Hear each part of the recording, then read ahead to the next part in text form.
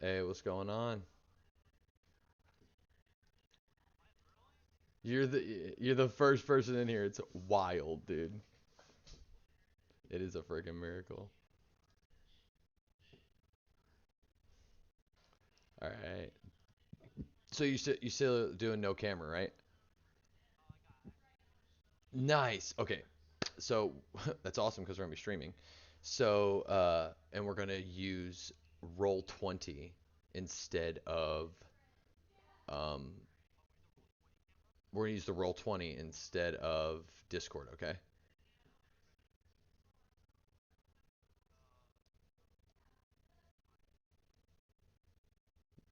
Yeah. Yeah, that's fine.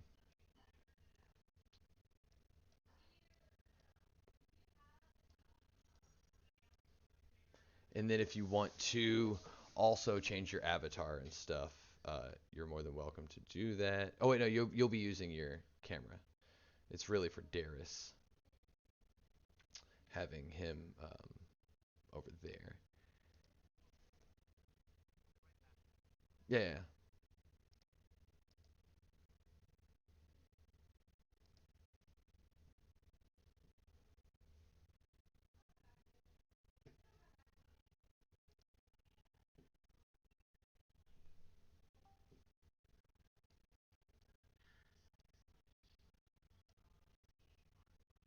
Hey, what's up, man?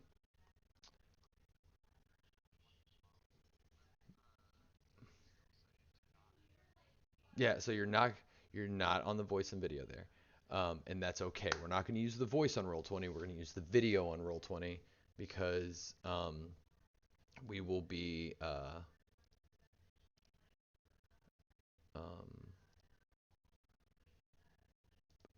using we'll be streaming.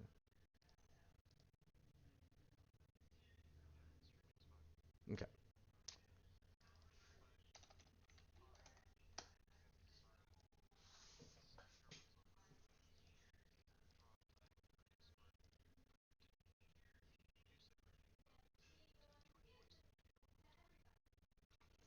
On roll 20, no, you don't have to do anything because you won't be using your camera, right? So you're fine.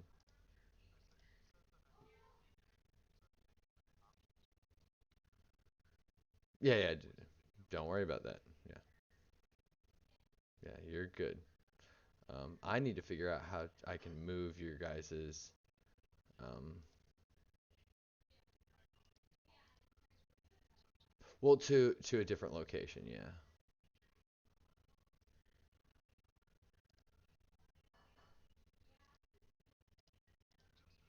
What's up?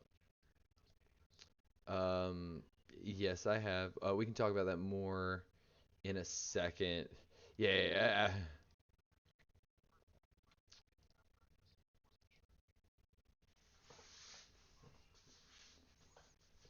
yeah. Absolutely. Absolutely. What's up, guys? All right. So, if okay, who we got here? Who we got in here? All right, we're just waiting on life. All right. So, faded. We will be using roll 20 camera, but we'll continue on Discord audio.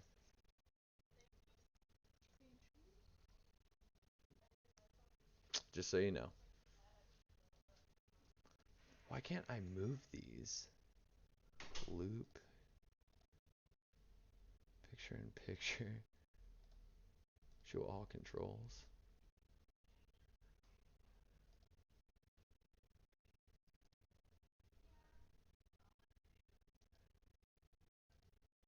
Oh, I can just. Oh shit. Captions, picture in picture. No, we don't want that. Interesting.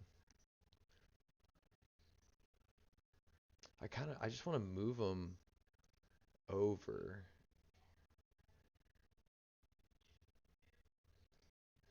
And I don't know how to. There was a way to move them, I thought. Like, I was able to do that before, I thought.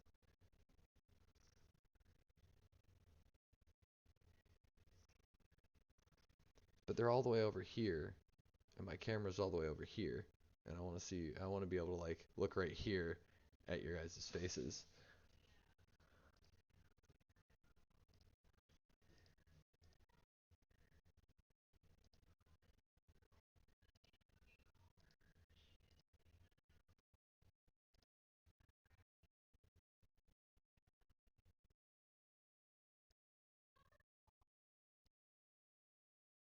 Hmm, don't let me do it.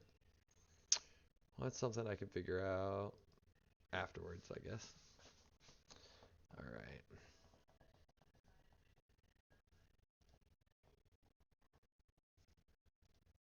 Oh, and look, this makes it easy to pick a color and everything. All right, look at that.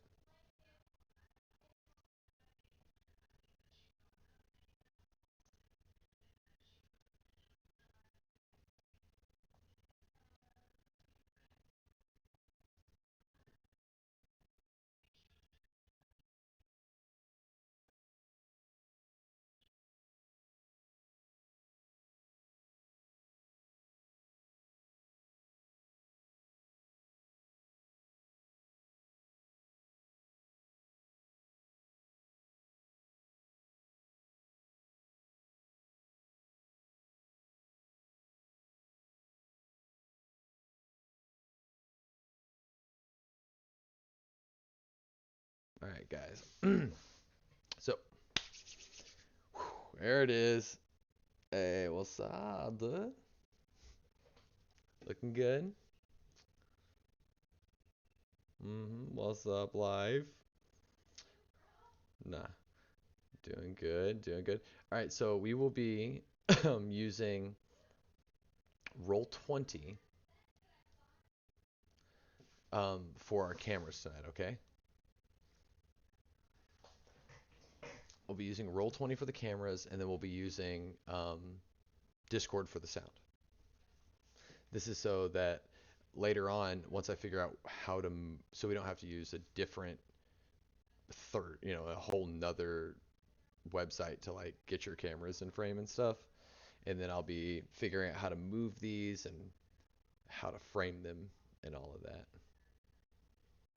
Oh, streaming. hmm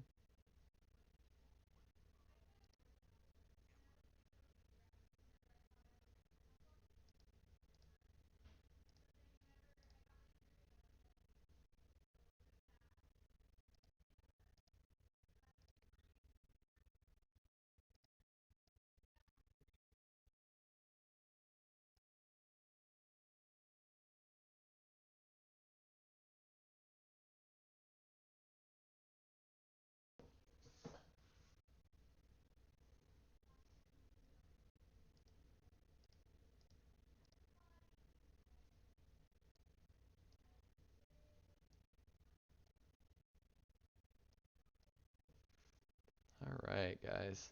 How's everybody feeling tonight? Oh, Rox, you are not in Roll20. Nope.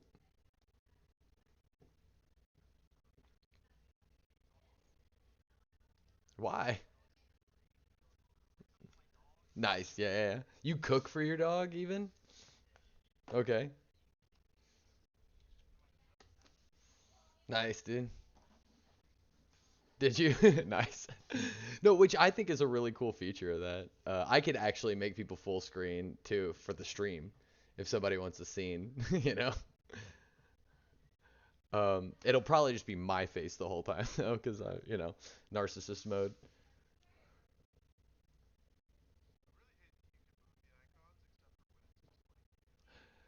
And it won't let me move it. Yeah, that kills me because I want to I want to set you guys up. So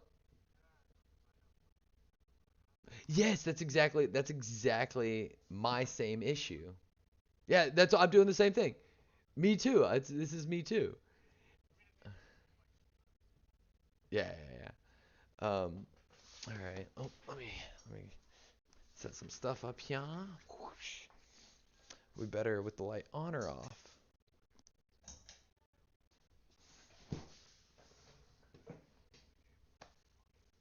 Yes, yes, you are showing now. You are showing now. There might be a point where my camera dies. I don't know how long the battery lasts on this camera. It's the DSLR. So it's like that's why I have like better. It's like better quality, but dares to not use this camera, right? And that's okay. You can also change your image if you want. Just make sure it's not like copyrighted or stolen or something. Because I doubt the one person watching will tattle, but you never know. It could be them. Hey, that's mine. Hell yeah, let's go. Yeah, Faded, if you wanna drop it in there and do the thing. Um, I need to find. Oh, knock my soda over. Let me find my cigarettes real quick before we start. Yeah, and I don't have the audio currently going through, right? So whenever I start the stream, I'll we'll make sure everybody's ready, and then I will um, turn the audio on. Can I do this thing where I like just straight it stops my camera? And then, oh dude, I absolutely love that. Absolutely love that. Yeah, that's really cool.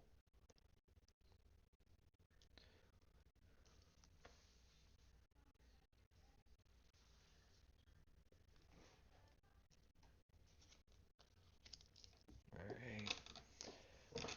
So before we get started, guys, everybody feeling good? Everybody ready?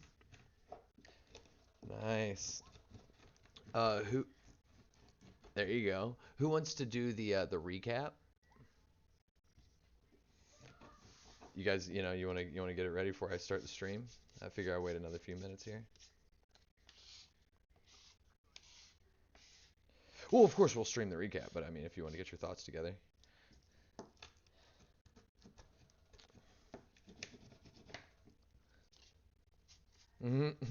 Way to go, Darius. That's a fucking Darius thing to do, isn't it? It's a Rocks thing to just be rolling nat 20s all night, but it's a Darius thing to like burn all your luck up before it even matters.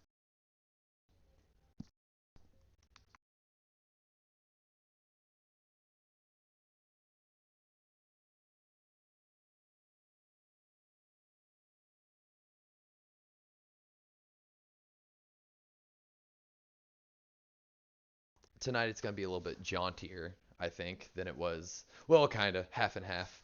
Uh, Let me see. And then my cigarettes. Are they in my? They're gotta be in my jacket.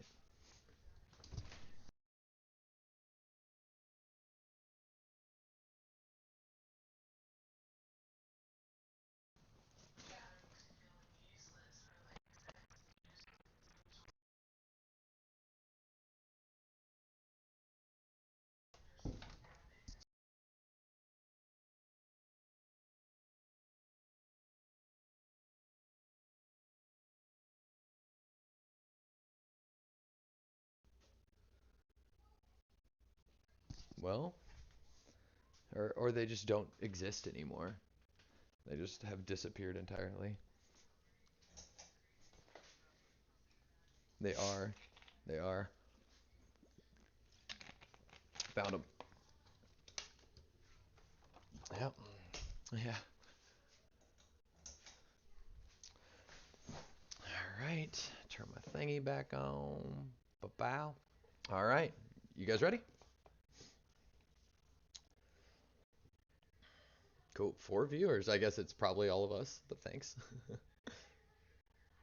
You guys want to do any type of intro?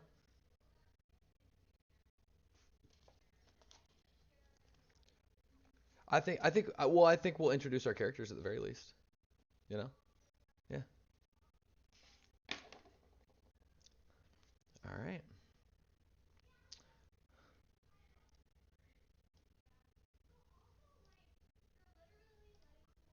Going live. Sound going on? Hey, what's going on, everybody?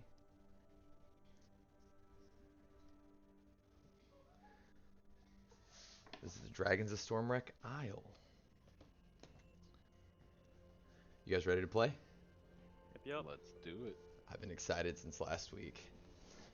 All right, who would like to do the recap? And for this is the first stream of this. Hey, what's up, life? This is the first stream of the middle of a campaign.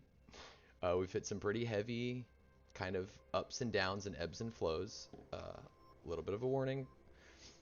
There are some pretty heavy and mature themes in here. You know, emotional states, depression, as well as depictions uh, of gods and ideals that lots of people face that are particularly heavy. So I will give a warning in the beginning for that to let everybody know. So let's start out by introducing ourselves. I'm Justin, one of the DMs here at the Mortal Woes, and our players, starting with we'll start right next to me. Oh, I'm Tang, and I'm playing as Zabolin Sue, half elf, half human, fighter, acrobat. I'm fairly useless, much so actually. That's my job. He's very much he is the emotional heartbeat of the party, which is pretty Yes, cool. I am here to get carried. All right, next we got. I'm Fade.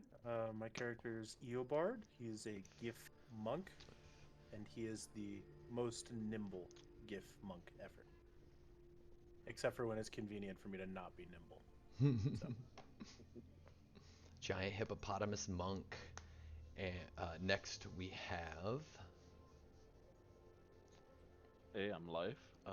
My character is Draven. He is an apostle of the god of death, and loves walking around with these nincompoops over here, having to babysit them. That's a good thing, right? Nincompoop. It's a compliment. Yeah, Exactly. wait till me and Zabolin get into the liquor. You'll be really babysitting. And You last guys but not. already got into the magical drugs. Oh yeah. Oh god. And last but Sounds like not least, we have. Uh, Rocks, I am here playing Darius. His actual name may or may not be determined at a later point, if it ever comes prevalent.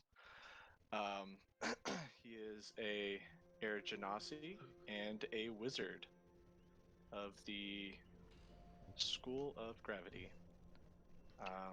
So, as Life pointed out, uh, Eobard and Zabolin are not the brains, and that's kind of up to the one person who has a not negative intelligence score to figure things out.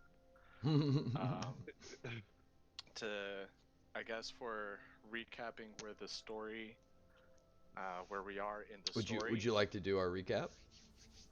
Yeah, All right. I'll give it a start, and then we can kind of shove off and go Sure. back down the line. Um, we started off in a location called the Sink in Numestria.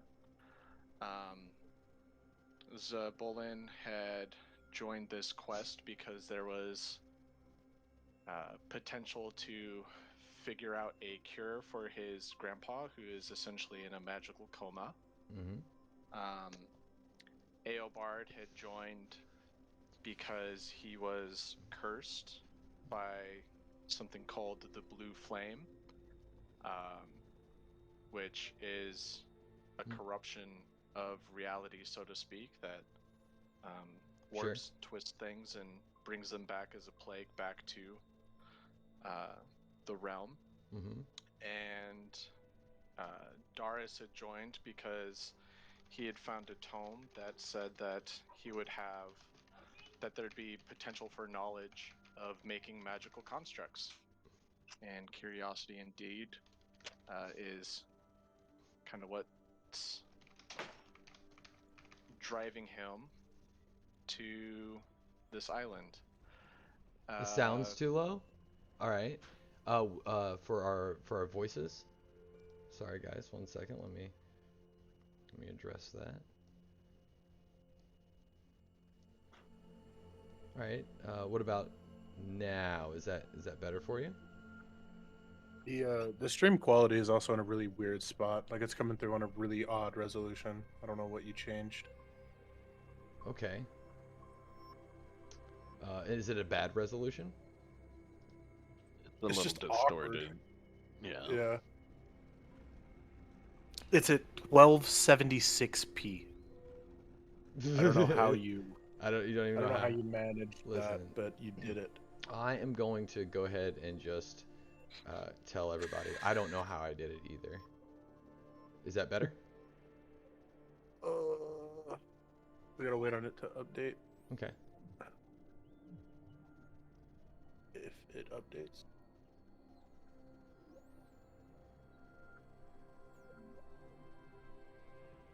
Nah, I don't think so.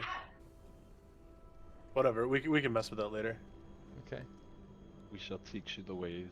Yes. All right. Young Padawan. It's like a square. Yeah. Well, Cammy, thank you and welcome. We're gonna be doing a square stream right now, apparently.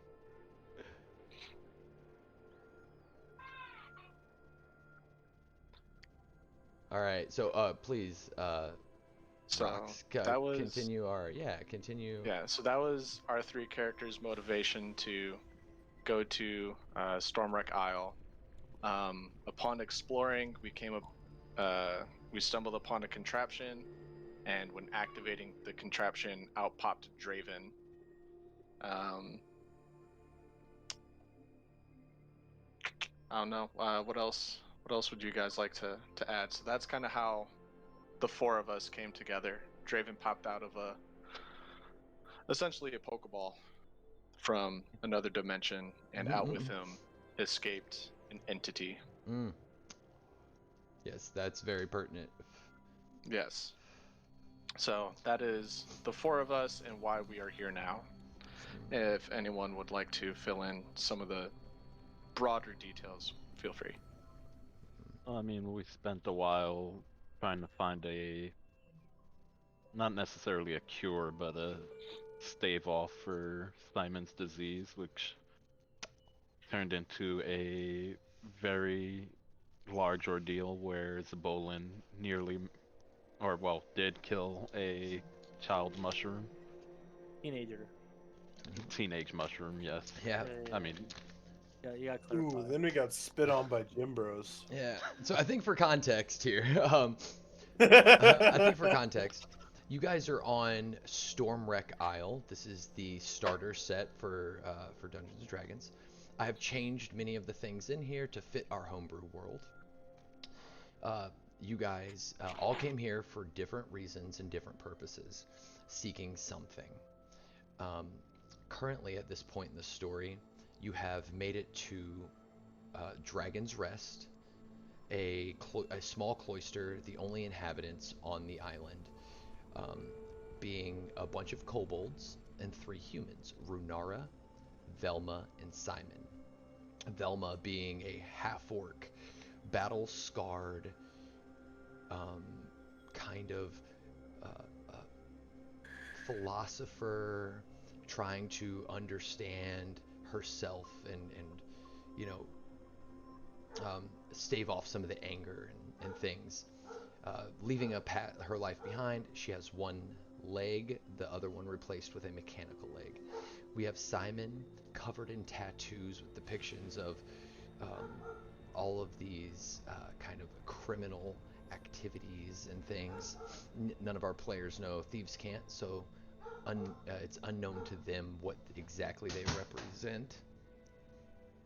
And then we have Runara, the elder, an old woman who likes to play tricks and hand out candies. Simon became sick with a plague or a disease called the Maiden's Curse, and you guys all went to a small cave hidden within the island. that has a special reagent, this heart cap mushroom that he's been using to prevent himself from um, the curse from progressing, and he hasn't been able to go there. So you guys go there. You found out that they had that it was a bunch of myconids, and in doing so, um, became frustrated with the younger of them who were like basically jerks. They were teenagers, and teenagers are. If there's any teenagers watching, I'm sorry that you have to hear it this way. I'm sorry that you have to hear it from me. Teenagers are assholes, and so a fight ensued, and you guys grabbed some hard cat mushrooms, but maybe destroyed the relationship of the outside world with these people. In doing so, came back, saved Simon, and I believe the largest talking point that happened there, I think, was with you, Soup. I think that was the biggest character thing that we had. I believe so. Yeah. You are currently trying to. You're currently in a state of depression. You wanna give us like your point of view so we can start before we launch off in the boat here. Yeah, I went through like multiple traumatic experiences. I'm going through my emo phase, basically. Mm-hmm. Because everything is bad. Everyone sucks. I suck. Mm-hmm. Mm-hmm. And I'm kind of a don't talk to me type of person right now. Nice. But it's getting better. Depression is, I'm working on it. Yeah. So, I think that any other context clues or any other things that need to be added to the story from before, you guys can just bring them up and while we play, and we can kind of get started. You guys ready? I'm not cursed anymore. And you're not cursed anymore. Yes, your curse has been cured. All right, let me pick some good music here.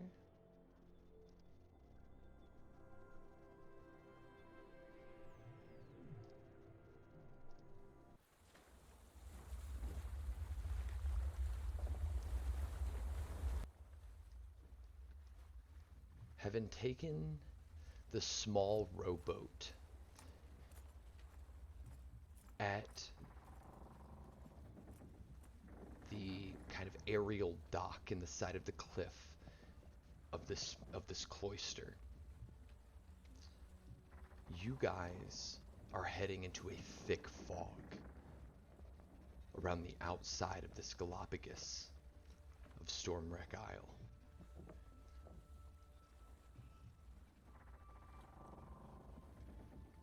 As you begin to move along the sides of these shallow, clear waters, tropical reefs, rich with life, dart around below you.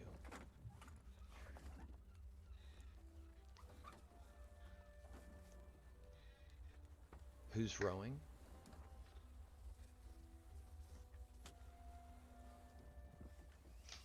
I think Eobard should row.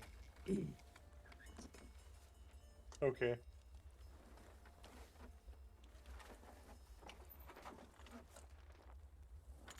I'm rowing.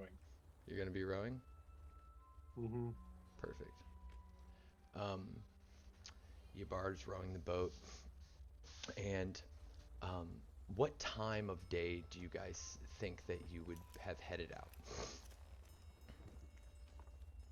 I'm assuming we took a long rest after our shenanigans. Mm-hmm, mm-hmm. So Yeah, I mean- probably in the morning after breakfast. Okay. Yeah, Everyone was Velma. raised fat. Velma beat my ass, for lack of a better term. Yeah. So you guys are rowing, and as you begin to go along the west side of this island, it takes about an hour, maybe two, to get to the wreck of the Compass Rose. A place that says Runara has told you that the fog and a curse that brings any peoples who who die outside of this Galapagos seem to wash ashore, you know, with like some kind of energy of necromancy, becoming zombies and undead, and it's served her purpose for hiding an observatory on the island, but now um, it might be time to end the curse. You guys are sailing up there, and it's going to take a little bit. What would you guys like to do? Row. Go ahead and make me an athletics check. Okay. Starting off strong, ain't we? Mm-hmm, mm-hmm.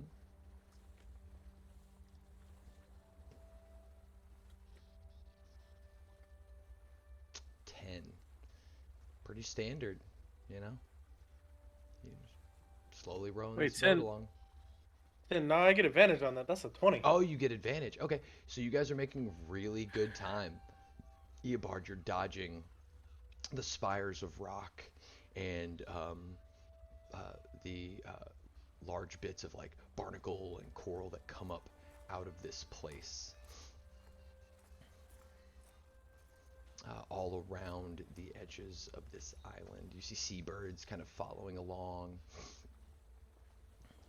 dancing around on the shores of the island.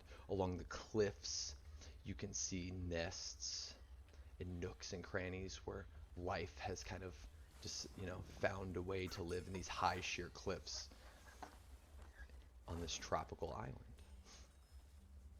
You can see the shore is, at times, alcoves will reveal themselves in beaches, but for the most part, this island rises up above the water, you know, 50 to 100 feet in these like straight, jagged cliffs. Impossible to beach your boat or to reach the surface without climbing.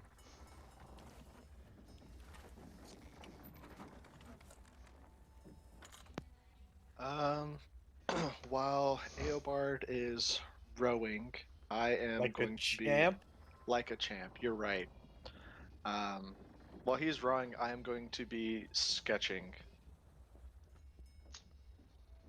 Nice. What are you sketching? And the sketch is going to be starting what you and I had kind of already tried to make. So that way, when I get back, I can actually make it. So I'm going to be starting that sketch. What is that? Please describe it to us. Oh, I have jeez. personally forgotten. Um. So yeah, please reveal to our audience. Oh man, no! I want the reveal to be later. It's a secret. Before we get to the big bad of our campaign, it'll come into play. And it'll come Mhm. into play with Faded. Sure. But Ooh. I'm essentially trying to sketch an emblem for a Draw. banner. Oh, okay. Okay, I understand. Mm. So I am starting that sketch in my notebook so that way when we get back to our alcove, Yeah, I got I you. can find some fabric and make it. So Darius is kind of sketching along. What about Draven, Soup? Are you guys kind of, what are you guys doing here as we're kind of rowing along? You guys have time. I'm gonna try and carve a pipe so I can use my arcane better, more efficiently, more effectively. Okay. Um. Go ahead. Out of what? What are you carving it out of? Uh, just some wood I found. I don't know. I took a bunch of shit in my pockets. Piece of driftwood. Yeah, sure. Piece of driftwood. Okay. Are you proficient in woodworking or anything like that? You I am not in wood proficient in carving? anything. All right. Not Yeah. anything. All right. Go ahead and just roll me a dexterity check for me then. Just a regular old dexterity check. 13. Someone It's going pretty get this good. man Yep. Making a bong. Oh, okay. All right, great. Draven, what about you? At this point, I'm here meditating, trying to connect with Dragorth further. I'm And- trying to focus on his energy and see if I can contact him. All right, that sounds pretty interesting. What's that look like? Hmm. I guess the best description would be covering myself in a thick fog with with my magic. That's a black cloak almost around me, and focusing in on the energy that's surrounding me as I try and speak to him through prayer. All From the right. rest of us, it looks like he's trying really hard to take a poop. No, I mean you guys see Draven kind of cloaked in this almost like fog-like inky shadow, um, legs crossed in the center of the boat, praying. I mean, do you set out any effigies or anything like that? It would be the incense block set in front of me to kind of focus on that. So you're burning incense in the boat. Well, I would be using my alms box since I haven't used it yet Ah, as a safeguard, so it's not nice. lighting the wood boat on fire. Nice. Okay, so you have this like metal alms box. You guys see this smoke coming out. Um, Go ahead and roll me a religion check.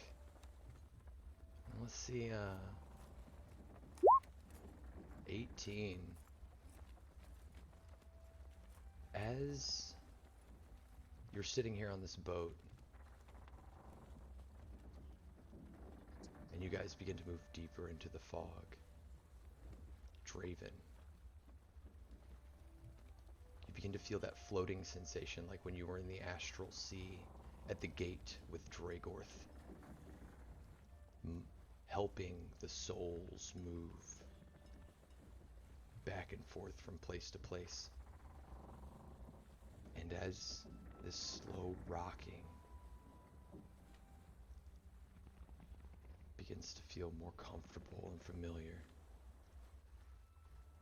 falling backwards almost through the bottom of the boat, you have this sensation of the world moving in a direction and you staying in one place. Tell me what happens. I, s- I start praying, and the whole prayer is give me guidance into what we're about to delve into, and let me know where these souls are to wander.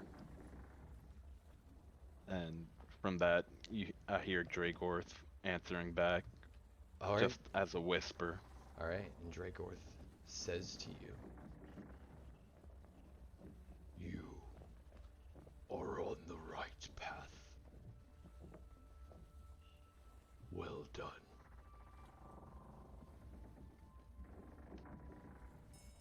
And the tear shuts down as I miss the astral sea. um, you guys see a crow kind of sailing off as you open your eyes, kind of in the direction you're heading, into the fog.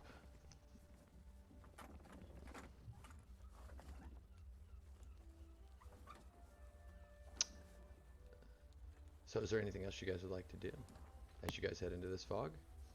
I think as uh, Draven's like black mist is floating around and it Mhm. gets over and kind of spills over into where I'm sitting a little bit. I'm just over here like blowing at the page, trying to keep it off. Oh. Just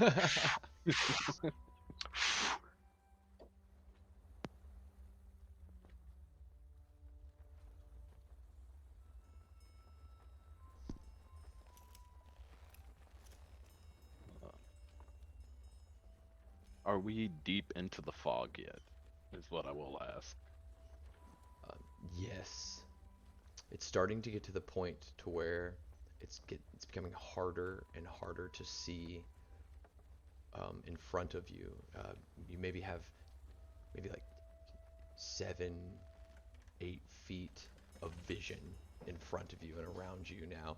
The sides of the island are now have disappeared a little bit in this fog as you can barely see them.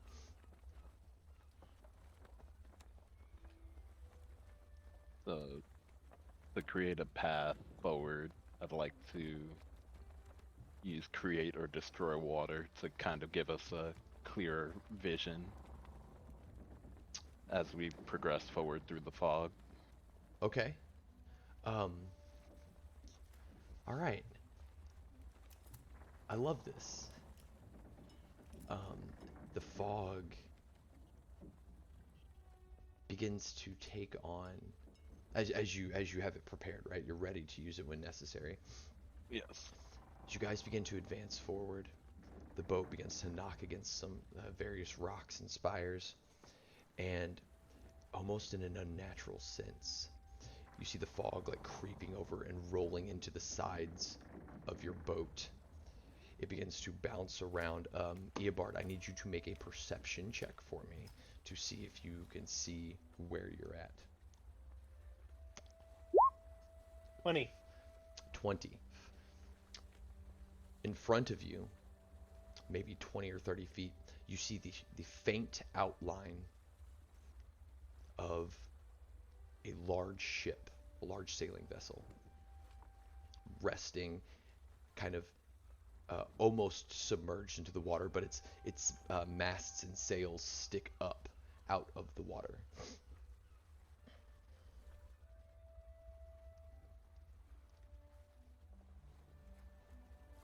Is that all I see? Yeah, and you see these large, kind of curved rocks with a 20 perception. You know they're not rocks. They're like claws or fangs, maybe. They're like these, but they're very tall, and they're kind of, some of them are poking up a little higher out of the water, and some of them are a little lower. We're gonna go not towards the claws. It's almost like encasing the ship, as if the ship had sailed into it. Well, then I guess we will approach as far away from claws as we can. Okay. Like, try and find us part of the boat that we can interact with that's not close enough to any claws that we can touch them. Okay.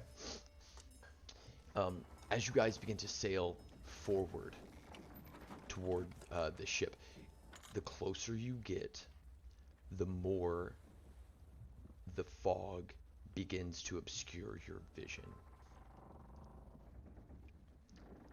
And it seems as if, as you begin to get about 20 feet away from it or so, the fog is almost completely obscuring your vision, as if this is the source of it. And until you guys can almost no longer see each other. Draven, you feel like potentially you could do, like, now might be that time if you would like to use your spell.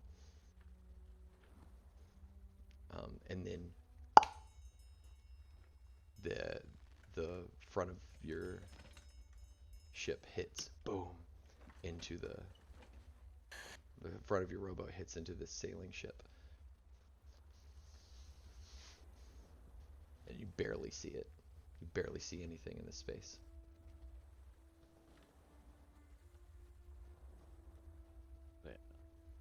So I'll use create or destroy water to essentially give us the 30-foot cube where we're able to see what we're doing and make sure everyone's all right. Nice. It's got verbal, somatic, and material. So what's it look like as you say something, do the movements, and it's just a drop of water? So. Yeah, and for me, I'm grabbing onto my staff, focusing in. I don't have that website right now for That's the okay. That's okay. verbal. That would have been cool for this. You can say But regular words too. Yeah. And then focusing in on my staff as I let my power flow through. I say clear to clear out the fog.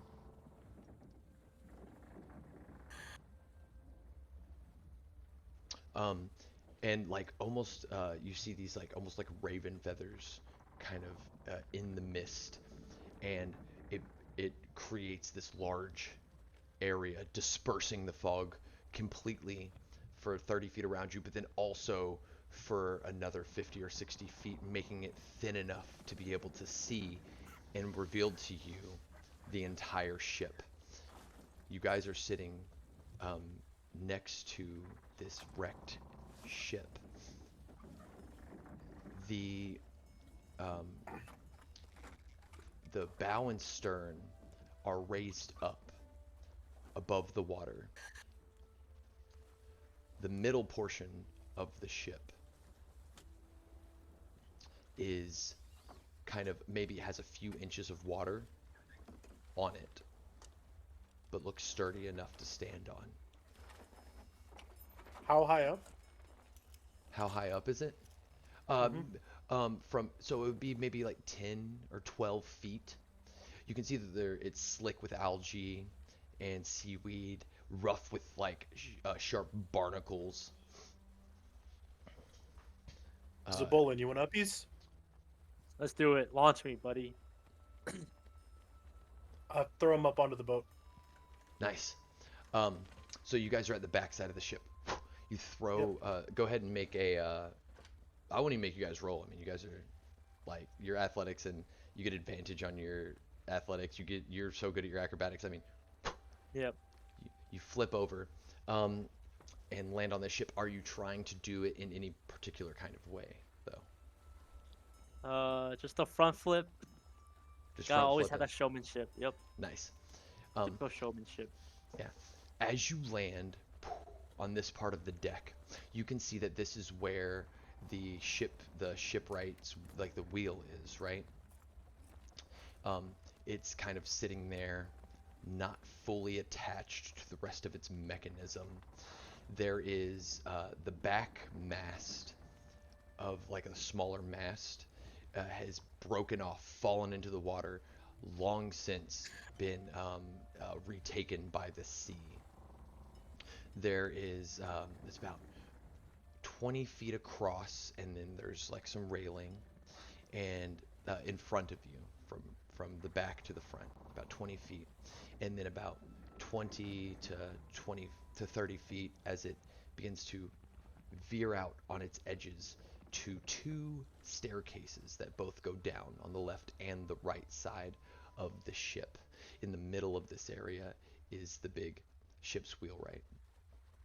You also you also see there's a large mast in the middle, the main sail, with the crow's nest at the top. And you see the crow's nest is still intact. The sails are tattered and gone away. And you see across on the other side of the ship, about 1, 2, 3, 4, 5, 6, 7, about 35, 40 feet. They're mirrored on you. Mirrored to you is another raised portion. You can tell that this is like compartments. There's rooms underneath you, and then there's rooms on the other side. You're kind of on the ceiling of rooms. And on the other side, you see some like wreckage of like various wooden things that were on the ship. Hard to tell what they are from here. Can I look around for some kind of rope or ladder to get the rest of my friends up here? You Yes. have a rope? Go ahead and I make don't carry shit. I have a costume. I can tie a bunch of pants together. Go ahead and make an investigation check for me. Investigation. Oh, that's the wrong one.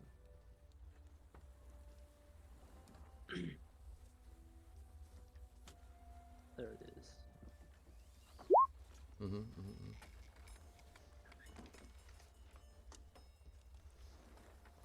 All right. Let's see, what was your investigation? 15. Oh yeah. Also, by the way, you guys. So, I have my stream up, right? And so, if you guys don't be looking at the feed from that, if you are on stream, because it has like all of the things that you got, like tokens and things like that, and I don't, I need the element of surprise. I don't want no cheaters in my game. No looking behind the DM screen. Okay. It's on a different tab. Don't worry. All right. Cool. No Yeah, looking. not... Yeah. Okay. Cool. Look around for some rope or some way to get these guys up on board. All right, Without what'd you get? Eobard 15. costing all this. You see that you do find some rope, And as you begin to pick it up, it might work, but it's been here for so long. The main thing you notice, though, is the ship's wheel. You see that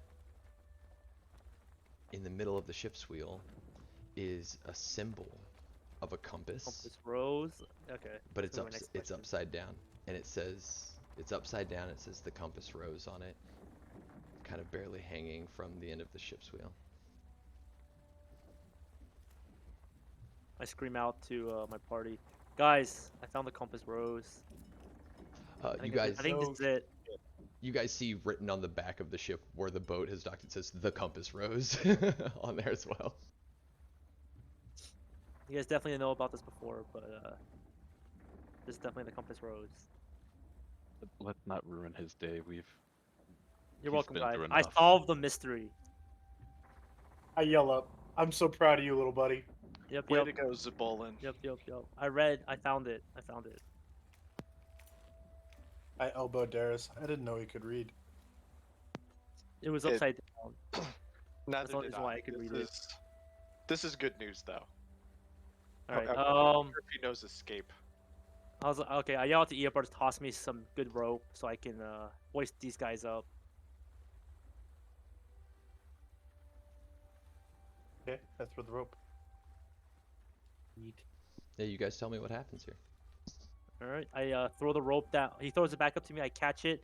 I'm like, all right, guys. I tie it to the sturdiest thing I can find that's not rotted wood, and have them try and climb up the rope.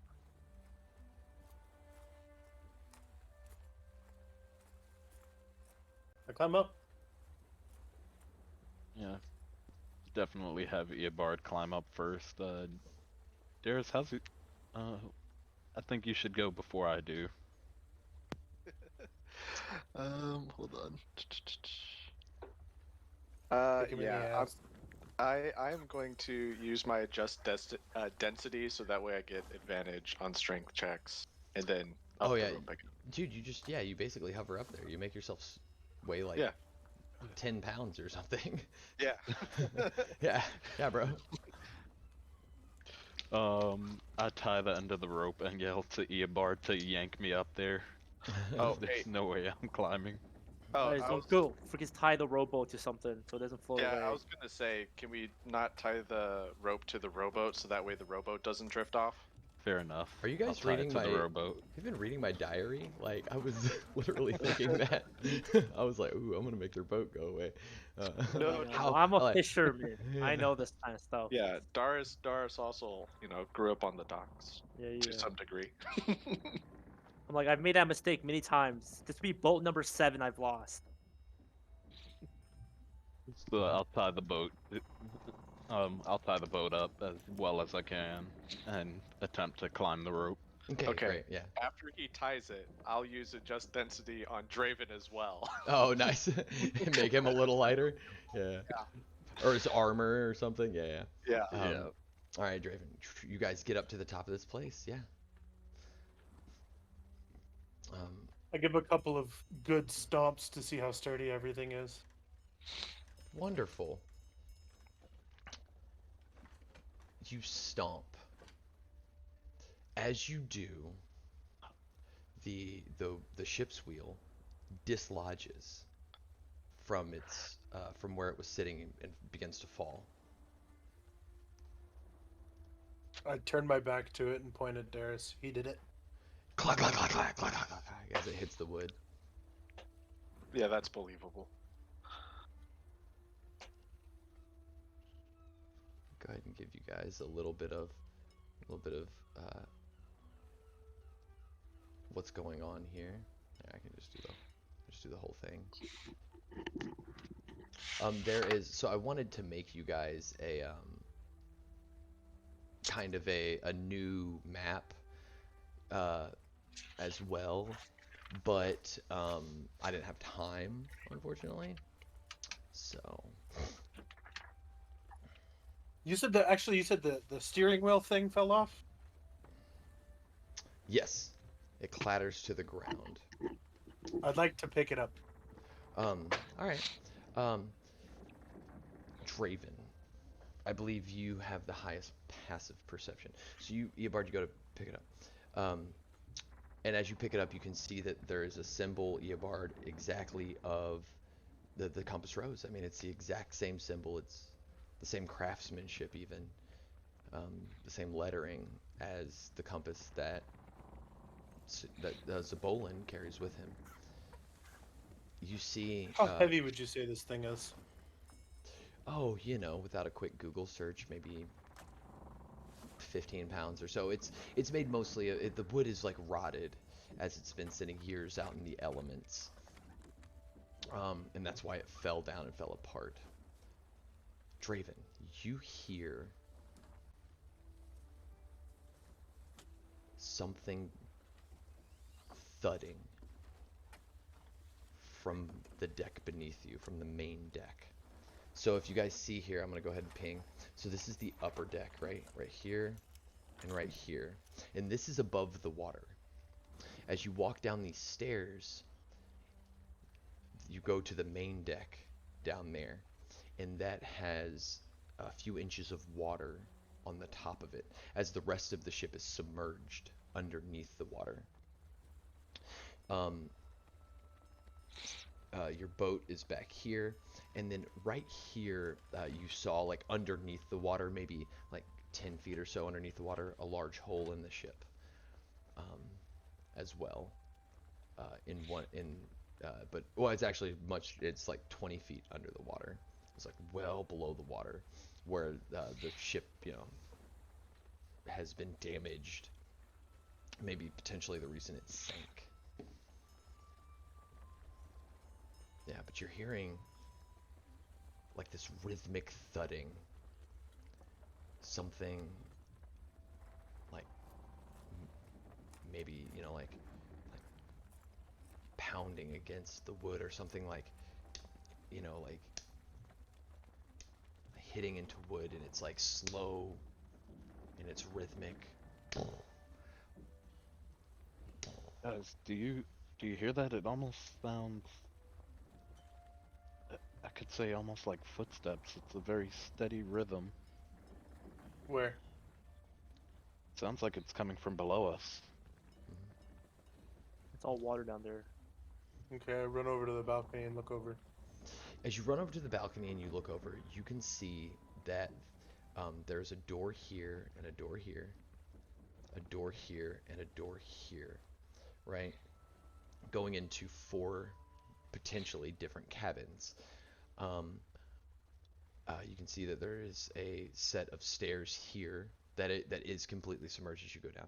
This, there's only a few inches of water on right here, so the water would be just at the, like, at the very bottom of the door or whatever. You guys can walk around on the top of this, and you see, the door there and a door there. Well, let's check it out. Yep. Let's go Let's go check out Eobard. the captain's quarters, which should be underneath the helm. Of course, you know that. Yeah, like I said, I grew up somewhat on the docks. As you guys walk down, you now can hear that the thudding is coming from this door on this side over here. Go ahead and reveal a little bit more area to you guys. And I kick down the door. Absolutely. And I've got that steering wheel like arched back behind me, ready to send it at whatever's on the other side of the Yeah, door. I see everyone prepped, and I attempt to kick down the door. Nice. Let me just go ahead and reveal some areas here. We got little stairs here, and yeah. So you guys all gather up around here, and you kick this door open. Yes. Okay. Before he does that, I'm gonna cast Protection from Good and Evil on Eobard. Okay. So you begin to cast you cast Protection from Good and Evil on Eobard. Zabolin, you kick this door open, and as you kick this door open, it does that thing where it spins on its hinge, and like kind of clatters and falls to the ground. I need you to roll a athletics check for me. Athletics check going. Mm. 24. Nat 20 Nat 20. on the most useless stuff.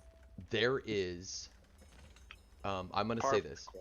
There is a zombie on the other side of this door, banging against it, right? I want you to describe to me what happens when you kick this door. You got a nat 20. How do we enter fuck. into this scene? Oh fuck. Okay. Like you I are, kicked. you're good, Yeah. man. You're good. Okay, So you tell Let's me see. how we enter into this scene. All right. I forcefully kick the floor door. It's rotted and old. Its hinges pop off and it goes flying like 5 feet into the captain's quarters. I instantly duck and roll, look left, look right, do my check my corners, and then I spot All right, hold on. a decaying Hold on. zombie. Okay. Okay. So Oh, you, there's so two. you, oh, there's It yeah, is. there's two of them in here. Yeah, I So you, roll in. Yeah, I kick the door 5 feet in or 10 feet in, however. all right. far What it happens to the flies. zombie that was just on the other side of it? It goes flying with the door. It goes flying Like, with that's the when, door. like, yeah. Yep. Okay. I Alright. hear, do a little roll in, check all my corners, and I notice. All right. I'm So very aware of my surroundings to notice that there are multiple threats in the room, and I call out to Eobard. And I whip that steering wheel in at whichever zombie I can see. Where'd you go, Darius? I'll move my token. yeah.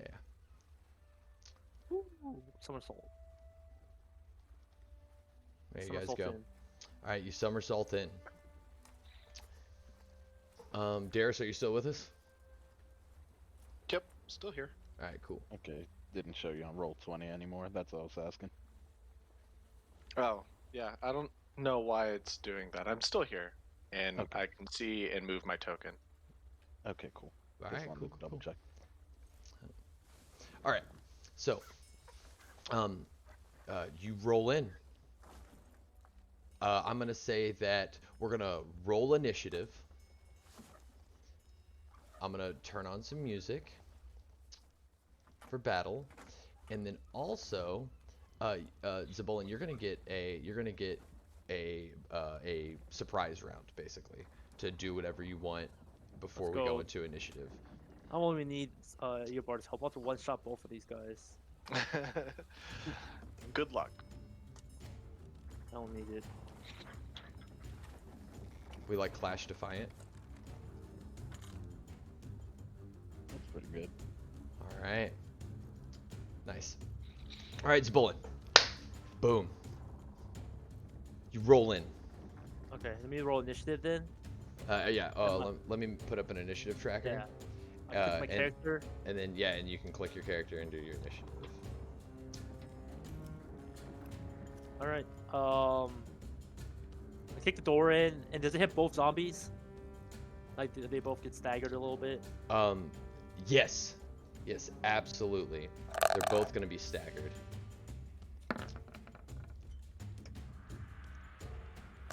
I roll here, and I swipe at this first zombie I see. In one move, I take out my sword and swing at it. One fluid motion. All right. Which one? The very front one? The very front one. Yep, I do. All a right. slow swipe. Go ahead and roll an attack. All right, take out my. Yeah, and do so with advantage because they're surprised. Oh, I thought I just got free initiative roll. Okay, Well, I mean, they're surprised. It's a surprise round. okay, cool. There. That'll be a nat 20. Told you I got these guys. Roll damage. Yep, Yeah, yep, yep. Lucky 4. Jesus. 12 damage. 12 damage. Oops. Oh my gosh. Come on now. Wait, is it possible for me to only do +4? Oh, is it half? The second half of it is a crit 50%. There we go. No. So a crit is just you roll all your dice again. So if you have an ability that adds dice to your attack, you would roll, those dice. So you do a d6 with your saber. So you roll 2d6 plus 4. Oh, okay, so it's 2d6. Okay, I was gonna say, how is it possible for me only to get 4 off of 1d6 plus 4? Okay. Yeah. That extra one is just the extra d6. So it'd be 2d6 plus 4. So 12 damage as you slash across this zombie. And would you have your bonus action and your movement? Would you like to do anything with those?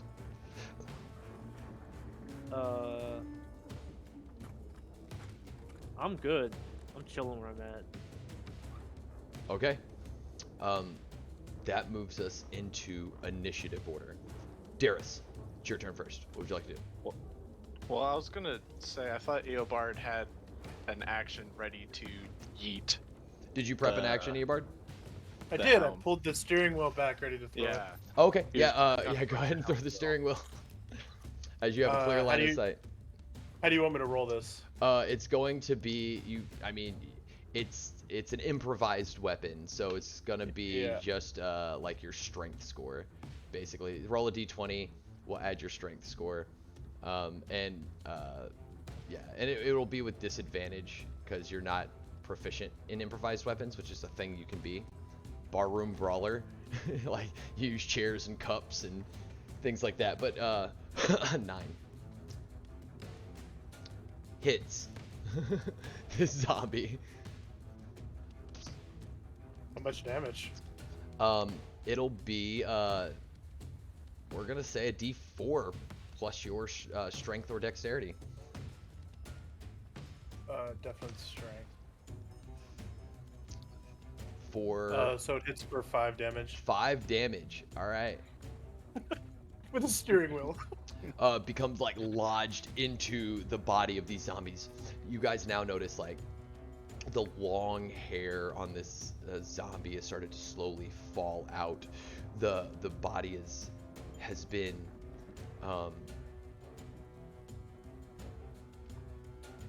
loaded, and you can see that like the effects of the sea, like sloshing away its flesh. Its clothes are tattered and almost completely gone, as you can just see bone and rotted flesh from these two zombies. As you hit it, you see the one in the back had like a hat on its head, a captain's hat, and the captain's hat like falls off onto the ground with bits of the flesh and the skull kind of formed into the felt of it, or the leather from the time that it's spent on here. Gross. Yes.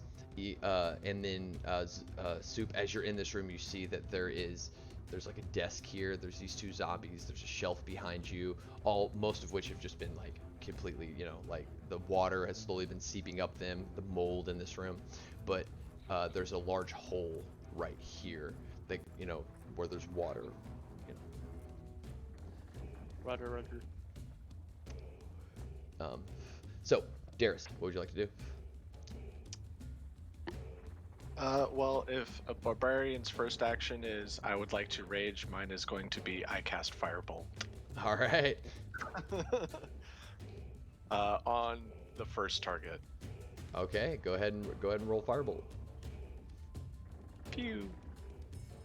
24 will absolutely hit this thing.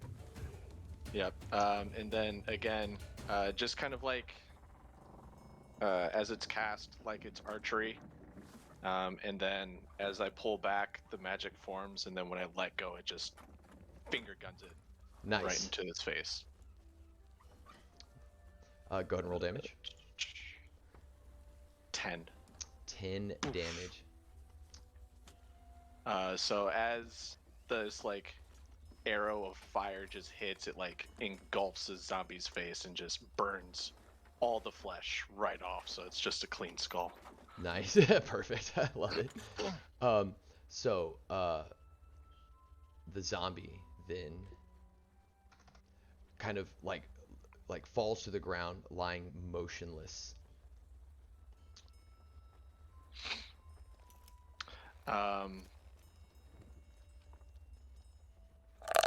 Zabolin. So Darius is gonna say, Zabolin, I'm sorry if your father was the captain, but I think we gotta kill him. The zombie beside usable and goes, all of a sudden begins to move a little bit, like the firebolt, like it came back to life after the firebolt, and it like reaches a hand out towards you, like it's like to attack almost, or like it reaches up towards you before falling down, and you now know that it is completely dead.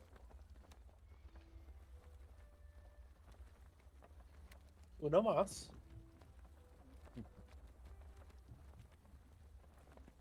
That's gonna be it for my turn. So yeah, Zabolin, I'm sorry, but I think we have to re-kill your dad. I don't think my dad's on this ship. His dad is buried on the island. Oh, You I guys thought have he been was to the his captain. grave. Yeah. Well, I haven't. Zabolin went. I It's scream time. out, "No, my dad, Darius, you killed my father again!" Overly dramatic, Mhm. like bad acting, you know? Mhm. Like, oh no, dad! All right, so that's gonna be your turn, Draven. It's on you. We're gonna cast Sacred Flame on this dude, which will be a DC 13 Dex save from him. All right. DC 13 Dexterity saving throw. I'm gonna do so with disadvantage because they were stunned.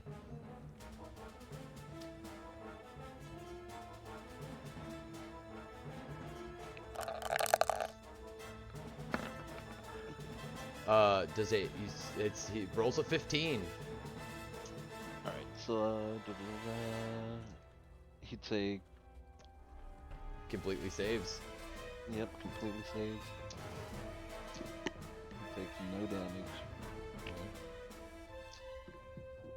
All right. Uh,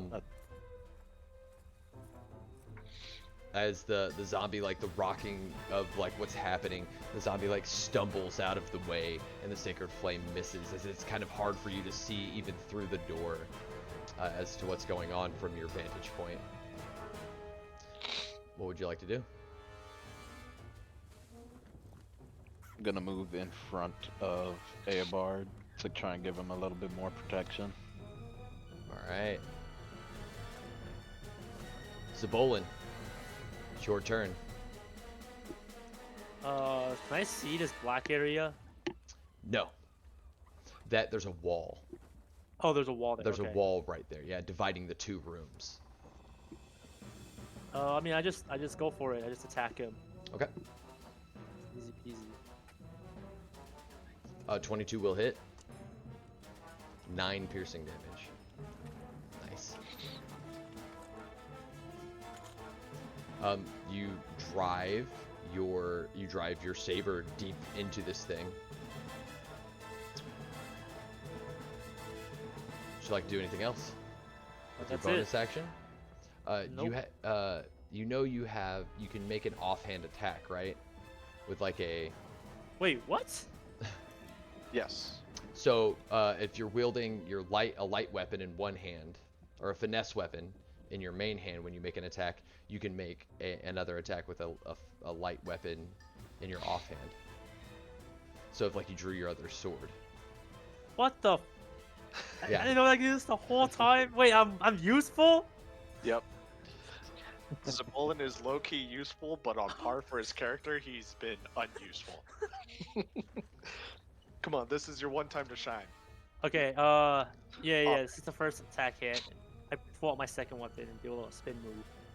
Signature, copyright, trademark. Nice. He's believe- 360 no scoping with the sword. All right, and so Rox, I'm gonna ask you. You're the rules lawyer here. He adds his. He does not add his modifier to the damage. To the if damage, this but is everything else is the correct. same.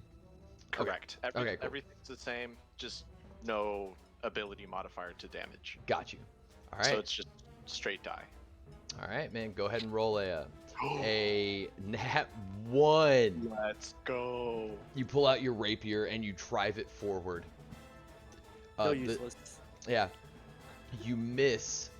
It kind of bends on the wall and make and it gets stuck into the boards of the soft wood of this ship, and it's like stuck inside there and you can't retrieve it. You'll have to leave it in the wall for now until you can like pull it out. To be, I'm like, oops, guys, I actually just learned how to do this. All right. Movement. No movement. All right. Note to self: Zabolin is not ambidextrous. I just learned this move 5 seconds ago. I didn't know I could do this the whole time. No wonder he's never done it before. Yeah. Right. I was ooh. wondering why I carry 2 swords. Actually, Eobard, I believe it's actually this zombie's turn to go. Yep. All right, this zombie looks over at you, Zabolin, shambling forward, and steps into the hole, right? As it shambles forward towards you, stepping into the hole, and like half of its body sliding downward as it goes to slam at you, rolling a nat 1, and kind of like is now like kind of in the water, caught in the boards of the ship as they like broke underneath its feet.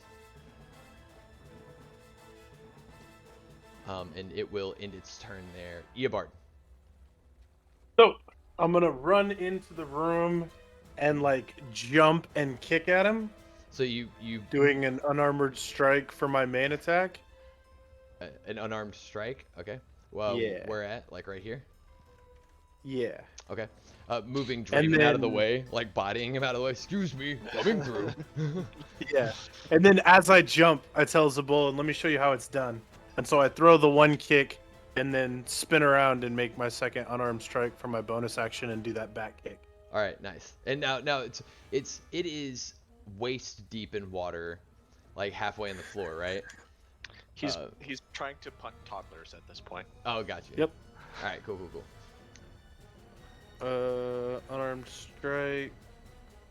That's the first one. That will hit.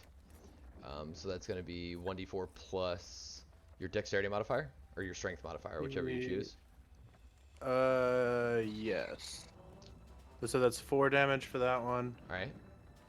And then the second one is an 11. 11 hits. And that's 3 more damage. All right. This thing is looking like its animate corpse may at any point cease to be able to hold its necromantic energies in this form. It's almost dead, guys. Is that your turn? I was really hoping the kicks would get it. Yeah, that's my turn. It was close. All right, Darius, I believe. If nothing else, I look cool. You no longer have a vision, basically. Like, it's so hard. Draven's in the doorway. Like, Yep. yeah, it's kind of down in the floor. They're both in the room. So I am going to walk here. I'm going to say, "Pardon me," as I pass Draven, Excuse me. Um, Scooches a lot. and I am going to cast Shocking Grasp. Would it be considered prone because it's like partially stuck in the hole? For shocking grasp purposes, like Yes. to get advantage. Yeah, sure. Yes. Yeah, absolutely. Public roll. Advantage. 23 Will hit. for 7 points of lightning damage. Nice. As, again, just grab its skull and like zap. Nice. Okay, now Faded, you were trying to do something with electricity and salt water before, right? Now that you guys are all standing within, like, in a, a couple inches of water, do you still want to apply that, or do you want to just like, nah, not this time? Okay, cool. Not this time? For the fact of we could do some cool shit with it, yes, I would absolutely love to. for Darius not using his brain and pulling out lightning while we're fucking ankle deep in water? That's exactly why I'm doing it. Oh yeah, to see if it works or not, to see if it happens. I am resistant to lightning, so I'm not imagining this is going to actually hurt me. Oh, nice. The Bolin's not. I'm weak to everything. Yeah. Yeah. So yes, I yeah, would okay, like we're good. to microwave the zombie's brain. Yes, and it like kind of its jaw becomes slack and it stops moving. I turn to Eobard, and that is how you do it. Yeah. Hide in the back until the last second. Of course, that's how you do it. And as he says that, the zombie goes and grabs Darius's ankle and begins to try to drag him down with him, as if for some reason, even though it was dead, the necromantic energy brought it back to life.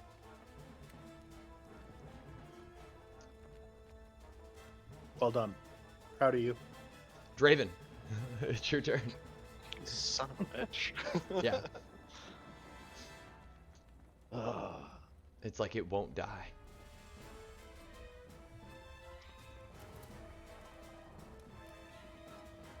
Let's just Toll of the Dead the sucker. All right. Okay. Make a wisdom saving throw. Yep. Great. DC 13. I mean, I feel like this is just an auto fail for this thing. 11. Yep. So, it takes the damage. Go ahead and roll your damage. It's 1d12. Yeah, 1d12. Big money, no whammy. Oh, whammy. One. Wow. Oh, whammy. You guys hear ominous bells, like funeral bells. Vroom, vroom. And the necromantic energy begins to like go away from it as its eye sockets like kind of ooze or whatever, and as like it begins to like wither and decay. It then falls lifeless, dead. Oh, Draven, that was really strong. How much damage did you do there? That was crazy. You one-shot him. Thanks. That had to have been at least 100 damage. Yeah, that was like 300 damage. Holy shit. Wait, you're insane. And it goes, and it comes back to life and begins to claw at Darius some more. Draven, are you gonna do either your bonus action or your movement? I'm gonna move a little further back. This is hilarious. It just won't die. Like its jaws missing. Like its whole body's fried. Can we just group curb stomp this thing now? I was gonna actually stomp his face into the ground. That's All right. essentially what This is how Draven just you like do it. backs up like he says. I No, don't. it think ain't this is dying. going to work." I don't know what the hell. All right, It's Soup. like those birthday candles that you just keep blowing on them and they never go out. Mhm. That's exactly what keeps happening. Soup, it's you. I feel like everybody in the room's like yelling a little bit at this point, like as it keeps like freaking like coming back to life. I freak it. Yeah.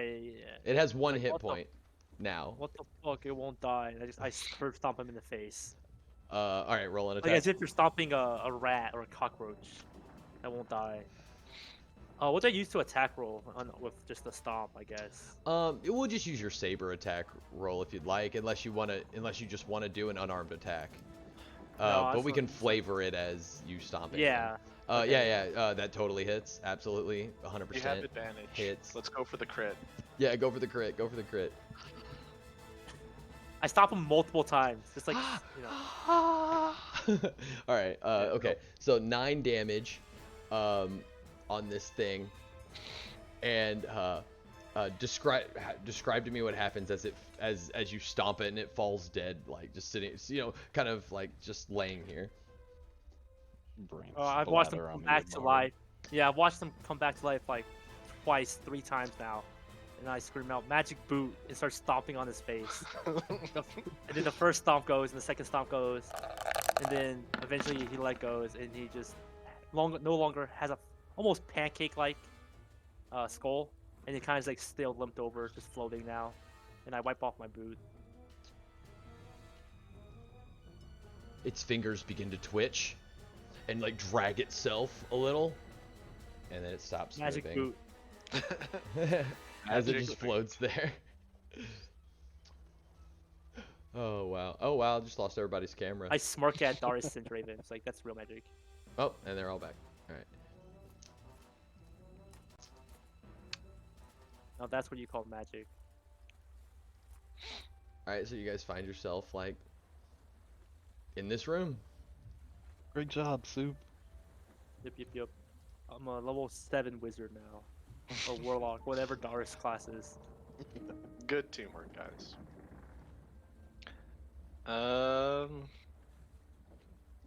Well, You guys, I mean, it's kind of small room. You guys want to kick down the other door after we do a little quick check?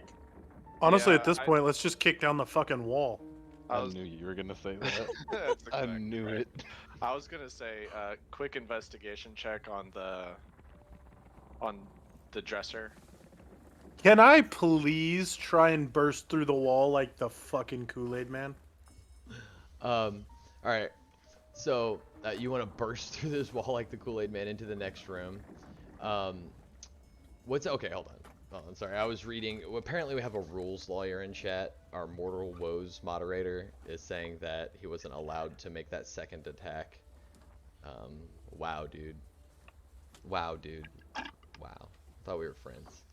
You know. All right, Alright. fine. I also have a dagger on me. There we go. So- Yeah. We'll just pretend it was a dagger attack. All right. Yeah, he missed them both anyways. All right. So what's everybody trying to do again? Let me go over that again. I want a Kool-Aid man through the wall. You want to Kool-Aid Man through the wall? What's I want everybody to else check the doing? captain's body for a compass or some kind of thing. And Gotcha. I am gonna be investigating the desk. All I'm right. just maintaining concentration on protection from getting evil on Eobard right now. Nice. Um, Nice. And I would like to potentially use any knowledge I have of ships for like hidden compartments and stuff. Because our ships in my family definitely have some of those. Yeah, absolutely. So he's just touching everything. Cool. All right. So everybody who's rolling, roll a investigation check. Eobard, roll an athletics check to burst through the wall.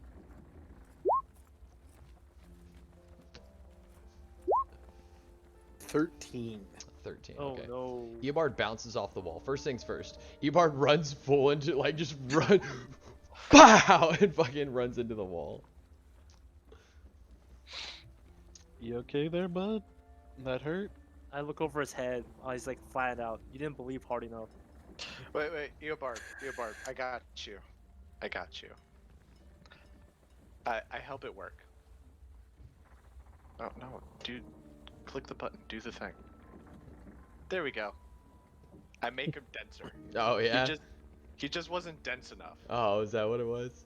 That's what. And it I'll was. give him some guidance. Oh my God. Okay. Yeah. We'll absolutely. Okay. We'll absolutely get to Eobard Kool-Aid Manning through this wall, and just. Hype him up.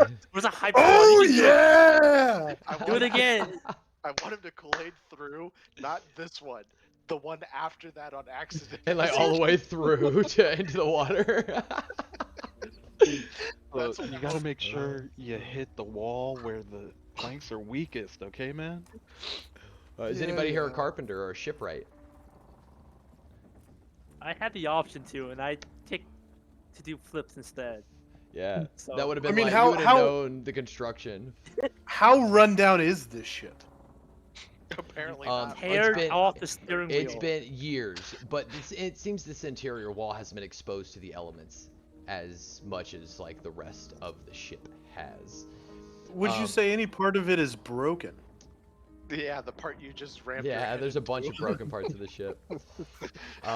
We'll start with Zabolin. Zabolin, you Roll up look for through the- here, these dead bodies. You begin to go through the captain as it's like floating on the water or whatever. And what you do notice is the hole of the rotten floorboards seems to have been where a chest was sitting, and it fell through. But as you begin to pull away at the captain's like clothes and stuff, they're just like falling apart. The flesh is coming off with them. They're sticking to him.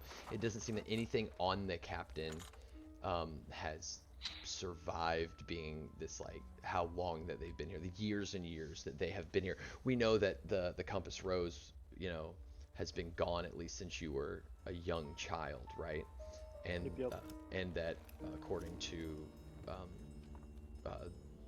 Runara and the others at Dragon's Rest, it has been here for several years. Darius, 21 investigation. As you begin to open up, or as you look at this desk, you see that a compass set is in the desktop, and and it doesn't seem like it's very well affixed, as if it could easily be pried free. This compass set is of very nice construction. It seems to be maybe artisanal or bespoke. And you, oh, did we lose my camera? All right. Nope. No, I think your camera's still. I don't know. I have it up on my phone, and I have my phone turned away. Oh, okay. Never There mind. we Just go. came back and There, went and away it's again. gone. It wants to. It wants Yeah. to. All right, there we go. Right, maybe I have to, I'm gonna go ahead and reload my Roll20.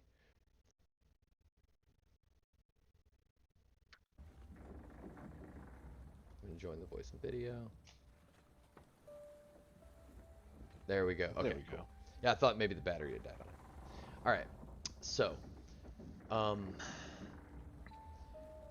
what we see here is, I go ahead and get rid of these two bodies for a second. There is a compass set that's sitting in there, and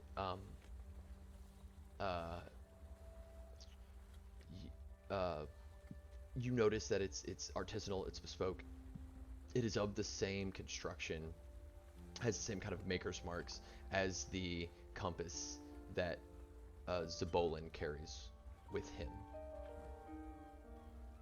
It looks like it can easily be pried free. Cool. I am going to pry it free. Okay. Take a little small dagger and just kind of like gently try and pop it out. It does. It pops right out. You open up, as you're going through the drawers, you open up one of the drawers, and you see that there is a cartographer's tools and kind of a dagger sitting there.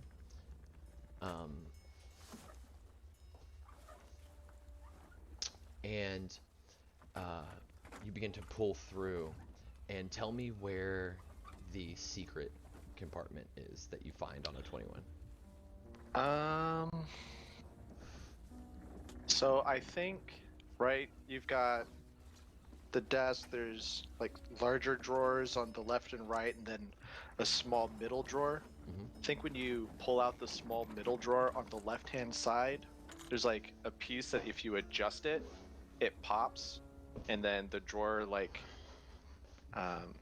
separates from the main desk, and like you can rotate the tabletop, and that's where there's an opening. Nice. And as you do, you reveal a pouch about the size of a softball with it's made of leather and bound at the top. Sweet. What is inside of the pouch? You open it up and you see that there is several coins, several gold coins sitting in the bottom of this pouch, along with a single strip of paper. What does the paper say? You pull the piece of paper out, and it says hand grease for sticky palms only. Okay. Written in a yeah, with like a little picture of like a little winky face with her tongue out or something.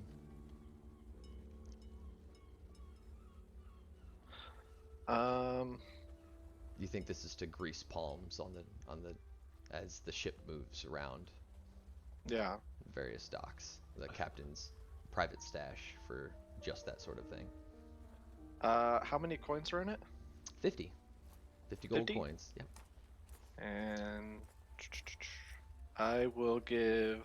So I'll call it out to Dibs. each of them, and I will give Zabul and Eobard and Draven 10 gold each. Well, you're not going to be able to give Eobard anything because he is, while you're doing this, like, Well, you plop that thing out and he bounces off the wall, right? Zabolin's kind of knelt down, pulling like gunk off. He looks up as Eobard bounces off the wall. You guys tell him he wasn't big enough or whatever, and he goes to digging across the zombie again. You like, flip open this secret compartment, and as you do, you cast you make him denser. Draven casts guidance, and Eobard goes clambering through the wall. I'm not even gonna make you roll for it, bro. I mean, you guys want this so bad. Oh yeah! I just want him to go barreling through the other side. I want him to go through one and out the other into the ocean. You break through this wall, and let's see, what's this? C5. Okay. You break through this wall. Immediately, the smell of like must and decay and rot come to your nose. You see that this is the galley.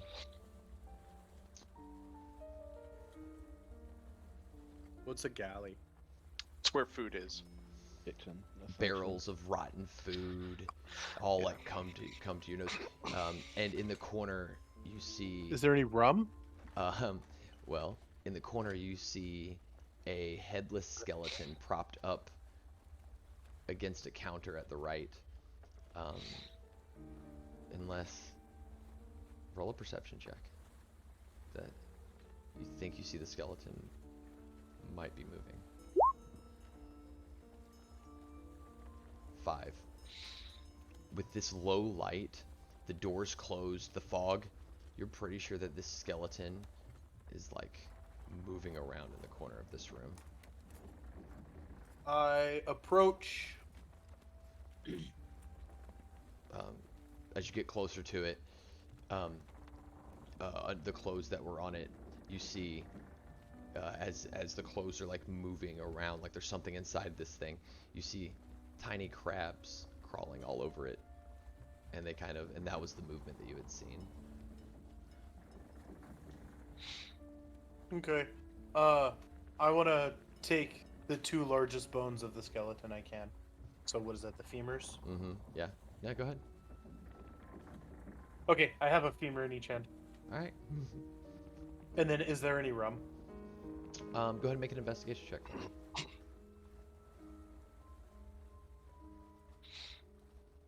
17. You find the rum that was here has been grogged. So it was reduced with water, and has long since, it's been exposed to the elements, and so has long since been unrummed, basically. Sag. Yeah. This is a mixture Okay. with water. It's okay. You got this, Eobard. Oh, I guess I'm over here now, huh? Well, then I'm just gonna gently open the door and walk on out. Alright, great. Gently? Yeah. Yeah, gently. Yeah, Very gently. very easily. You don't want to break it off the hinges. Yeah. So, let me describe the front here. The moldering wood of this deck is slick with algae and seawater. Amid the tangle of rigging, splintered railings, and stray seaweed, you spot boots and bones and bits of gore that seem considerably more recent than the wreck of the ship. Stairs lead to the upper decks of the fore and the aft, and doors lead into cabins underneath those decks. The main mast remains intact, mostly upright, toppled with a crow's nest overflowing with debris. A staircase near the mast of a large hatch on the port side lead down into the hold. I'm actually gonna drop down on my belly, and I'm gonna take a deep breath and stick my head down in the hole if I can see anything noteworthy. All right, yeah, go ahead and roll a perception check and do so with disadvantage because of you don't have dark vision and it's underwater and all that, right? So you only be able to see so much. A 4. You can kind of see where the stairs go down, but there's not a whole lot that you can tell from just sticking your head in here. Darius, Oops. you can breathe down there, buddy. Get in the hole. Okay. At this moment, I would like to just let Get in everyone the know the little bit of spoils that I'd found. I am going to hand Zabolin the compass because, it's more sentimental to him, and now he has a pair. And then again, hand 10 gold to Zabolin, Draven, and Eobard. Thanks. Anybody want to play some cards? I'm down. No, I'm not playing cards with you again, cheater.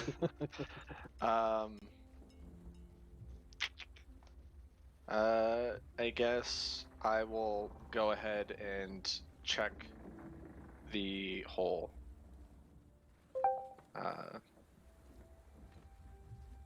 Splash. Are you gonna go all the way in?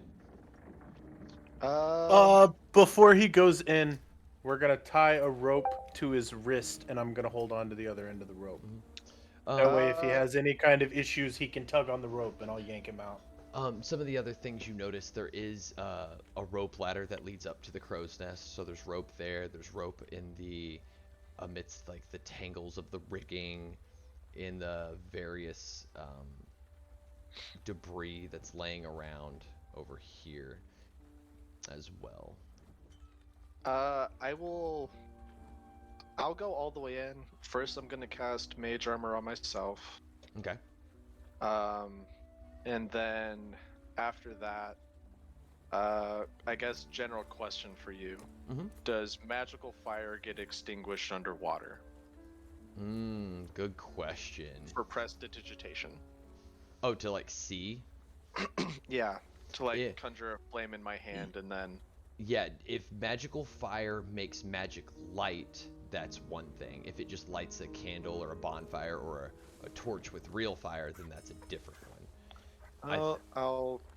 Let's see. It says, such as a shower of sparks, poof of smoke, you can instantly light or snuff out candle, torch, or smoke. Instantly light yourself out a candle, a torch, or a campfire. Yeah. So I think that... Flavor things, can make a mark on something. Yes. So I think that you can use prestidigitation to make like a very little bit of light, but it's not... Okay. It's not really like a torch or anything like that, you know? Okay, that's fair. Draven, did you have the light cantrip? I do not. Okay. He has every That's what other it is. cantrip, though. He has every Yeah, other cantrip. literally. That's fine. Yeah, we'll just raw dog it. So mage armor, and then I will boop Dive go in. to the base of the steps. Right. And I And can you said be you down said you here. tied a rope to him? Yes. It's Um, around his waist, and I'm assuming he's holding part of it in his hand so he can tug if things get bad. got you. And I am holding my breath forever. I got you. It's chilly, wet, and unsettling. Decaying crates and barrels are scattered around. Some stacked in the corner, some like slowly freeing, like like hitting the top. Um,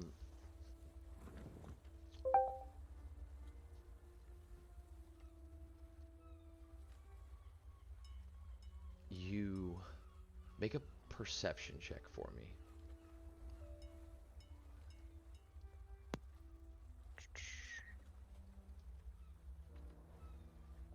13.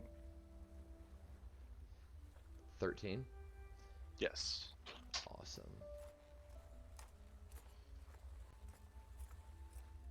Be this one here. I hand-driven the rope.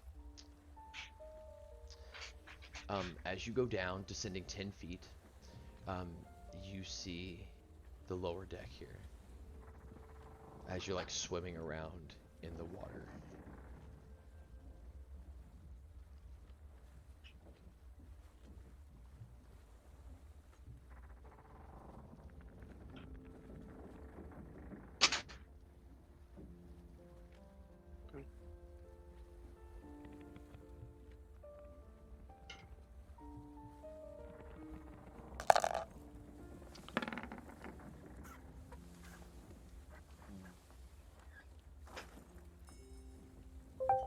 Oops, sorry. Didn't mean to do that.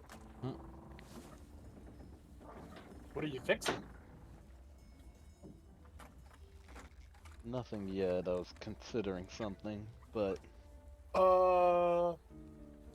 I hand-driven the rope. Here, hold this.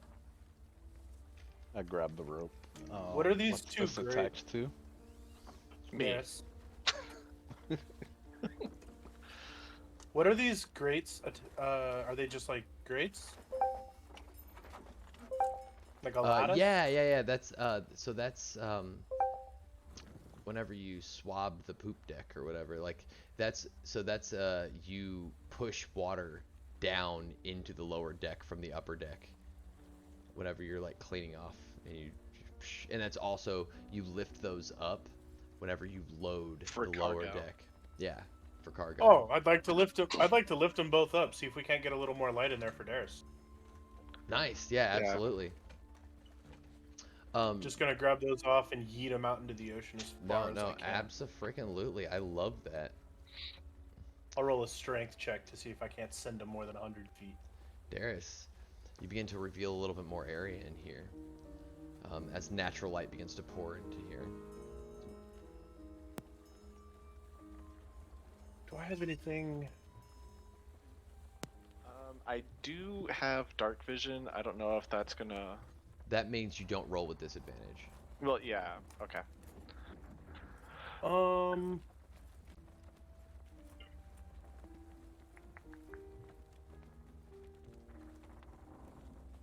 What would you guys like to do? Hey, Draven. Yeah, what's up? You made the fog go away. Can you make the water down there go away? I can only make so much of it go away. It wouldn't be enough to make a difference. The He ocean would would have like to immediately fill make it an back ocean in, you Go know? away. Yeah. Not immediately, but it would be pretty dramatic, right? It would be pretty cool. I mean, how long does it? Is it just like an instant? It's gone, and then Yeah, pretty Flash? much. I can only remove up to 10 gallons of water. No, sorry, buddy. Oh. He rolled a 17. Sorry. As you begin to swim over this way, coming from behind the barrels, an undead face of a sailor peers through and reaches out to slam you. do I see this? No, you can't see it. Does a 20 hit? Yes. 5 points of bludgeoning damage as you didn't see it sitting in the barrels beside you. You pull away. It slams you with its fist.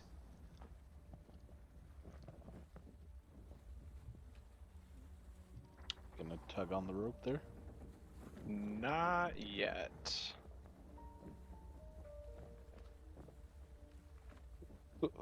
It moves Don't forward tug on the rope. I come through the 5 ceiling. feet. You can't. You don't, Eobard. You don't know. Until he can't- tugs on the rope. But well, if he tugged on the rope, you wouldn't come through the ceiling. You would just pull him out. You know that. Well, not since I moved the grates. Maybe. Yeah. Now you're over there pulling the grates. You don't even know. You would just be like, if the rope happened and they started doing something, you would, like the flow of it. We turn around, and it's like, what's happening? And they're like, I don't know. He's pulling the rope. Darius swims over to the thing right at the bottom, and you can see he swims over, and I think that you guys can probably see blood coming off of his head or something like that. The rope tied to him, and as you guys are looking down in the thing, who has the rope? Because the rope starts over here. I have the rope Draven. right now. Yeah, Draven has the rope, and he walked 10 feet away with the rope, and it's 10 foot down, and it's wrapped around the corner for another 5, 10, 15 feet, so that's He's like right at the edge. 35 feet. Yeah, you guys are getting to the edge of the rope here. Plus he's like a dog on a leash, wrapped around your lawn furniture kind of thing. Anyway, Darius. Yeah, let's do. So you said we see blood in the water after Eobard pulls up the grates. Yeah. Eobard, I think we should pull him out. For the love of 'cause- God. Yeah, what are you Okay. Can I doing? jump You in? can see them above you. You guys, Darius, you can see them above you. Well, because the grate's already open, right? Yeah. Can I take a turn? Yeah. What would you like to do? I would like to magic missile the fuck out of that zombie. Oh yeah, absolutely. You guys see. Magic torpedo. He doesn't even look at you guys, and he holds his hand out. How much damage? It should be 2? Hold on. 2 whole It damage. should be 3d4 plus 1. So each is a plus 1. And that only rolled 1. So hold on. Slash R2 4. There we go. So 1 should be a total of 5, 4, and 2. Describe how your magic missiles look. These things are cool as hell. They cannot miss. Yes. So 5, 9. So 11 points of force damage. As these silvery darts, kind of shaped like a falcon, just go spewing through the water and just pummeling them. And then afterwards, I am going to pull myself out of the water.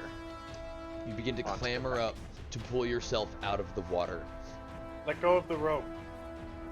I dropped the rope. All right, you drop the rope, and you feel grabbing the rope and stopping you all of a sudden.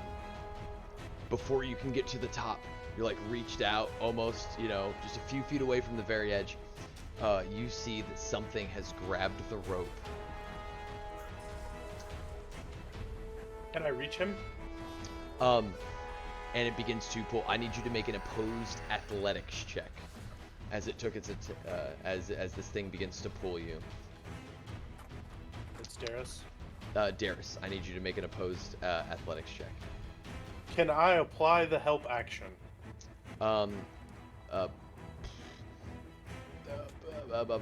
Yeah, potentially. Okay, I'm You're gonna give him pull help. my meteor hammer. Yeah, I'm gonna Oh, toss the ball of my meteor hammer into Throw the it water. down there. Yeah, so he can grab it. That's perfect. I love that. Yes. More like how is that's why I was like, I don't know, can you? Yeah. How is more the thing. Okay, yeah, Yes. absolutely. That makes total sense. Darius, opposed athletics check. Yeah, 6. Oh, Well, let me get to my Rip our wizard. It's fine. Zabol has magic boot. If he goes down, the first thing we got to do before we fight these things is get him the fuck out of the water. Darius, I'm gonna tell you something. Meets it, beats it. I rolled a 6. Let's go. But meets it, beats it. Yeah. So you're like, he is trying to meet you, kind of thing, right? Like he's trying to stop you, so he beats you. Like you basically set a DC. Oh no. Yeah. Oh And no. you move back underneath the water, being Can I pulled use my point of farther. inspiration? A point of inspiration? Yeah. How? I mean, I have my point of inspiration. Yeah, but how? I mean, but I'm saying like how? What does that look like? Well, Convince me. again, like We put I bring to the stand point of inspiration. Because this make it more dramatic than what's happening right now. Make it more dramatic than this. I'd like to take this one from him, DM, if I can. go for it. It's up to him, yeah, sure. Looking up through the water, he sees the fear and terror in mine and Draven's eyes, knowing we're about to lose one of the closest friends we've ever had. Draven, one of the closest friends he's had in the last 70 some odd years. Me, the closest friend I've had since I lost Davis. Yeah. Can I also and- add in? He sees me smirk, and that fuels a little bit of anger in him as well. Yeah, so seeing the meteor hammer, right, I'm just grabbing onto it, trying to, like, wrap it around one of my hands and, like, really just latch on.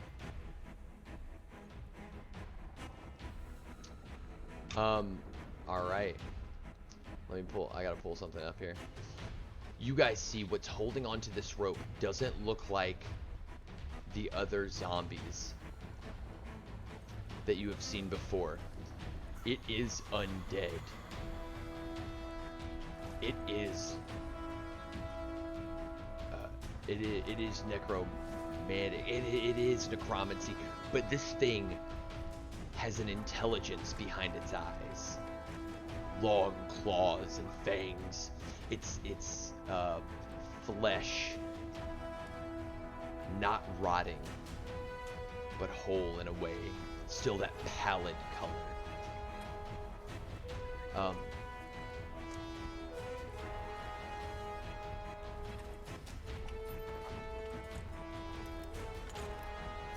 This is something else. This is not a zombie.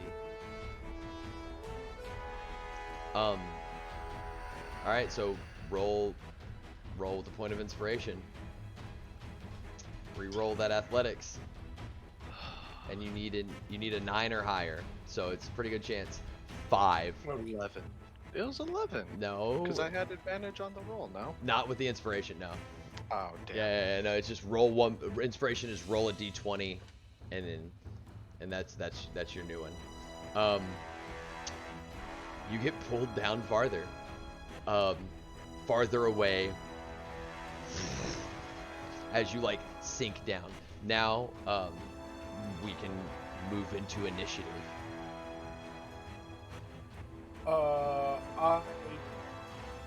Damn it, we're going into initiative. Son of a bitch. All right. I wanted to jump down into the water. Are we all going initiative? Everybody who wants to go into initiative can go into initiative. Owen go swimming.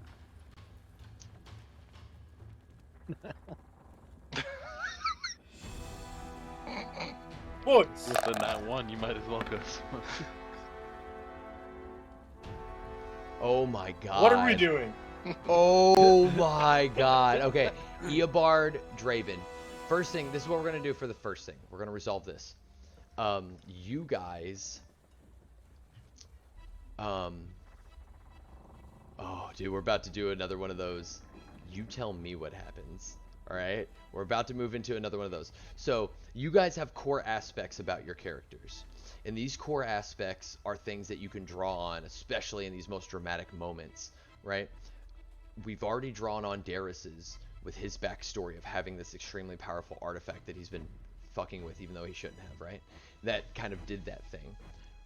Drawing on your core aspects can drive the narrative, you know, into a more advantageous place. resolving the drama without it just being like kind of feeling bad because of the dice or whatever. What the hell is that set of rolls, by the way? What's the what? That set of rolls. Oh yeah, the dice tell the Us. story. Faded. But like, look at this: a 6, a 0, a 5, an 11, a Uh-huh. 1, a 4, a 2, and a 4. Yeah. Hey, Fade, I'm gonna tell you right now, the dice tell the story. We don't tell the story, the dice tell the story. Oh, All right, and this is their story that they're telling right now. So, Draven and Eobard, you guys get to resolve who goes first between the two of you. All right, so you choose who wants to act first between the two of you. All right. First things first. The zombie clambers forward. And as it does, you see this other creature like look at it, and it begins to like bares its fangs and its claws at the zombie, and the zombie almost regards this thing like two dogs fighting over a meal, and the zombie, instead of reaching out to attack, kind of waits a second and moves over, and then moves again behind you, Darius, trying to be on the other side of the school, and then begins to reach out. The zombie then like pulls its arm back really slow, and it looks like it's about to slam, but it instead of slamming you immediately, it wanted to get away from this ghoul. The ghoul looks at you.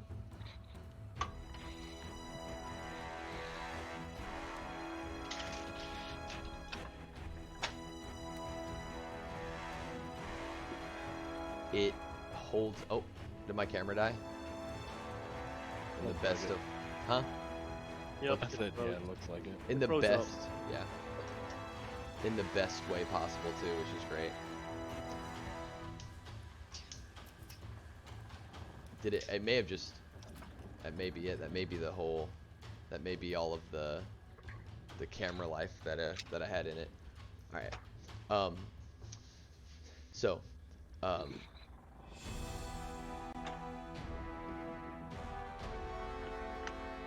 Darius. The ghoul places its chin over your shoulder blade and down onto your collarbone, pressing the soft part of its cheekbone and jaw against the supple, soft part of your neck. Am I seriously getting caressed by an undead right now? Long claws wrap around your stomach.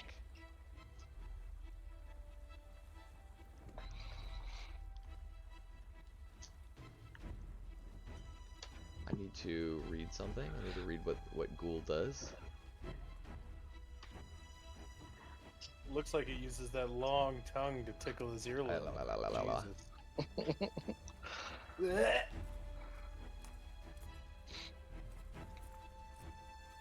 I know that if that zombie stays right there where he's at, he's in for a world of pain when I come down. Eobard, you think the same thing I'm thinking? Oh, dude, cheeks on forehead. That's what I was thinking. Boom! Right on his ass. I said cheeks, I was thinking boo. Magic boo. It looks up from, it like grabs the back of your hair, Darius, and it pulls your head backwards so you can both look upward. And it gives a small tug to the rope, which it now feels is loose. It pulls the rope. You guys see the rope at the top where Draven dropped it.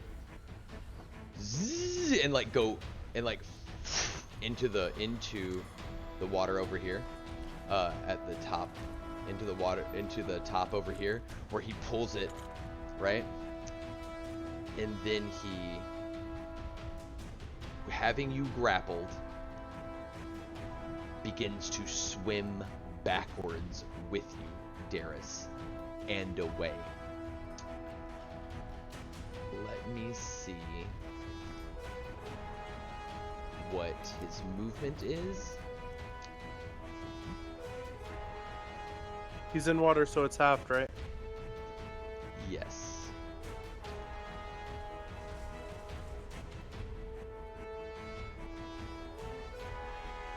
Darius. Mm-hmm. You begin to be pulled backwards by this creature as it like looks at you guys and smiles, grabbing the rope that's wrapped around Darius's waist like the handles on a sack lunch, and dashes away into the inky darkness. Darius, you feel yourself being moved through the water. You see the light kind of dissipating and moving away as your friends, you know, like the safety of your friends in this pouring light. And then you feel yourself being pulled backwards toward the back of the ship and then downwards, and you kind of feel your hands hit the sides of like the wooden ship as you're being dragged through a hole in the floor, right? And downward, and you can tell that you're just you're down now into the lower part of the ship, into the hold of the ship, as he's drug you through a hole down into the lower parts of the ship. You have dark vision, so everything's in black and white, now very, very little light reaches down into this place. Zabolin, it's your turn. Whew, I had to play that fucking careful. How do I get him without dying? Is how I had to think. How do I get him without dying? Okay. If I can get him alone, I'm good. I'll turn to the other two. Is that one of Darius' friends down there? No, that is not a friend. Get in the water. Definitely not. So is the bowling go attack? Yes. Yes, the bull and go. All right. Yes. I jump down from this great area Mm-hmm. to this great area of the downward slash onto this first zombie. Nice. Make an attack roll. 18's Downward gonna hit. strike. And I have dark vision, right? No, I do. I don't think. Do half-elves have dark vision? Yes, they do. Okay, so you're able to see in black and white without light, but you make your you make any like investigation, perception, any kind of checks that involve seeing. You make them at disadvantage, but you are still able to perceive things, right? Sounds good to me. I need to roll a saving throw for the zombie. Constitution saving throw.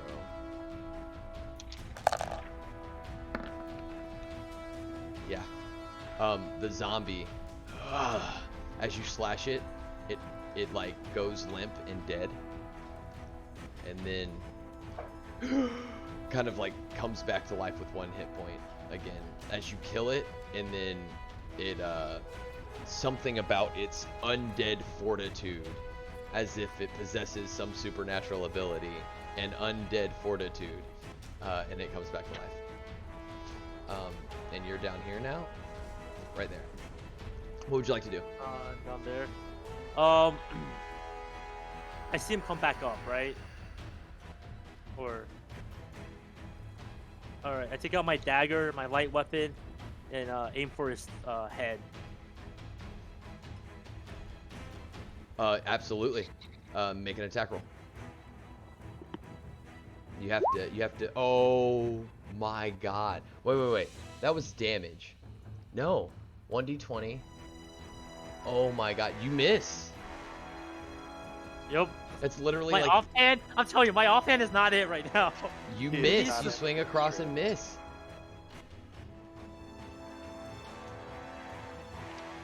You have, I'd say it took 5 feet of movement to jump down into here. You look around, and are you looking for? Are you gonna look around for maybe where he went or what you see? This Yeah, is so- this is kind of what you see with the current light situation. Okay. I'll say you can roll a, perception check with disadvantage to maybe catch a glimpse of where he went. Algae floating through the water, the rope, something like that. A 3. You're not for sure. The zombie's in front of you. There's blood in the water. Things have been like disturbed, so there's like floating bits of detritus and wood in the water, and it's all very confusing as your sight goes from color to black and white. The salt water's burning your eyes. Guys, I can't tell where he went. It's hella dark down Bubbles, blub, blub, blub, blub, blub, blub, blub, as you're completely submerged in You're water. underwater. Yeah, this is completely submerged in water. You're swimming. You have your here. Oh, movement. shit. Okay. I mean,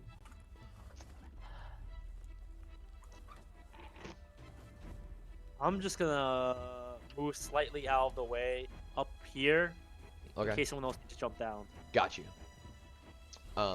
That brings us to Can Draven. can or me and Eobard? Draven take our turn at the same time? Technically, everybody's taking their turn at the same time. But what would you guys like to do? What have you guys been passing notes again in class? Do you have something you'd like to share with the no. class? No, not this time. No, I Well, was then, just yeah, looking at well, the. then that's pretty I was- impromptu. I was looking at the setup of the boat, and I think rather than jumping into the grate, I want to go and try and crash through that hole the zombie fell in earlier. Over here. Yeah. And I was gonna say, Draven, come on, let's go. Because once my big ass opens the hole, he should just be able to jump in. The hole is large enough for either of you to pass through. Draven, you know that you're in heavy armor. If you get in there and you get tangled up in something, you might drown, bro. Yeah. So just so you know that like you're not like Yeah, I was everybody already else who's like considering that. able to swim and move around real easy. I'm not gonna let you drown, buddy. I'm a how- fucking hippo. If anyone can swim here, Down it's me. there.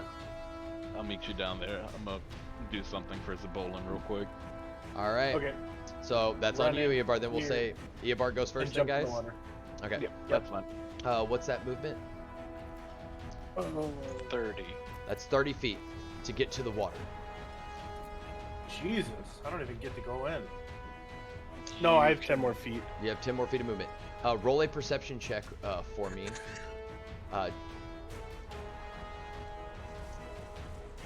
And we're gonna call Advantage, this disadvantage. standard. I just ran that in my head standard. I gave you advantage and disadvantage, which cancels out. You get disadvantage because it's dark and you can't see. You get advantage because of the situation that's currently going on with Darius, as he has like rope tied to him and stuff like that. As you jump in, your eyes begin to burn. You can't, it's dark, you can't see anything. There's crates floating around here. There's that you jumped through a dead zombie, so like all that flesh and ooze and pus is like in the water as well, and you're passing through all of that like paper mache suspended inside water. Do I see Eobard?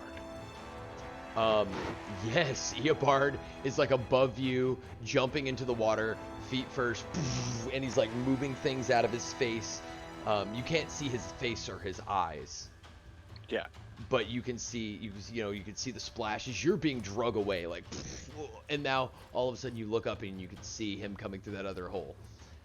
Can he reach me to touch my foot or something? No. He is like below the floor of this other space, right?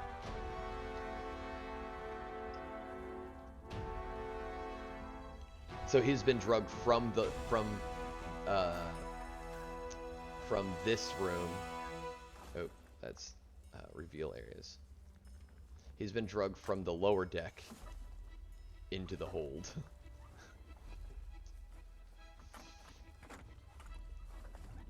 All right, what would you guys like to do? Eobard. That's it. I mean, I can't do much else. I can't see. All right. Did you use your action or anything? He has not used action or bonus You haven't action. used your action or your No, bonus I'm action. gonna ready an attack in case something comes near me. Just an unarmed strike. Okay. You can still move around in this space, right? You still have 10 more feet of movement. But if you would like to swim lower, if you'd like to move around, any of that. Yeah, I'd like to swim down as low as I can until I feel the floor. Okay, you swim down and feel the floor. And I think that with that 5 perception, you swim down, your feet hit the floor, right? The edge of your foot kind of resting on over another hole that leads below you. And that's what you feel and what you experience, what you can kind of see in the space. Your foot kind of resting on something, like you're not for sure exactly what you're standing on. Darius, what you see just a foot or 2 foot away from you, Eobard is right there. Like he's almost reached you, but you're just almost too far away and he can't see you. That brings us to so you're done with your turn? Yeah. That brings us to Draven. Alright. So I'm gonna cast on the zombie that Soup is near. I'm gonna cast Sacred Flame. All right. That means I roll a dexterity DC save. 13 dex save. Yep. All right, cool.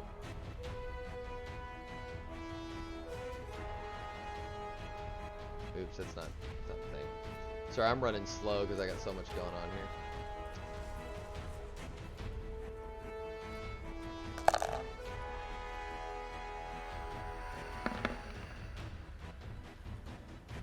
All right, 8. 8 does not Deal your succeed, damage. So that's 2 radiant damage. You notice this time, whenever the radiant damage strikes out, begins to bubble up. Explain to me how it's different and permanent. The damage that this holy radiant damage, this holy radiant kind of power is, as opposed to all of the other types of damage that you've been using so far.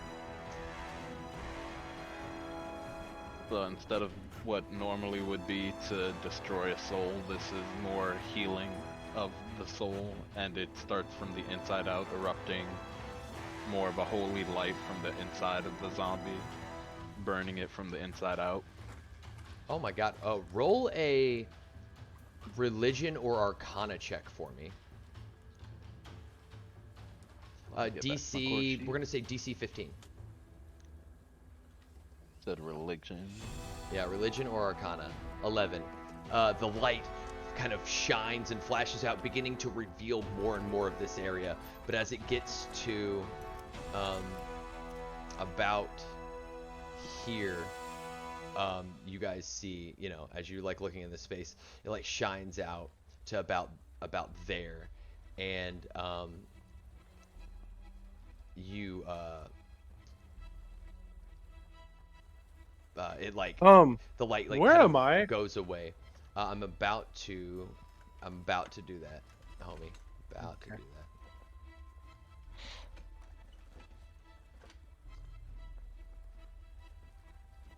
Uh-oh. Maybe. If it's gonna let me do anything. You gonna let me select stuff?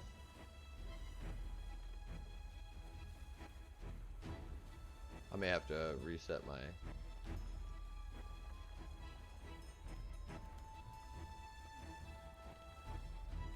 Oh, no, hold on. I gotta reload Roll 20. Roll 20 again. Yeah. Alright.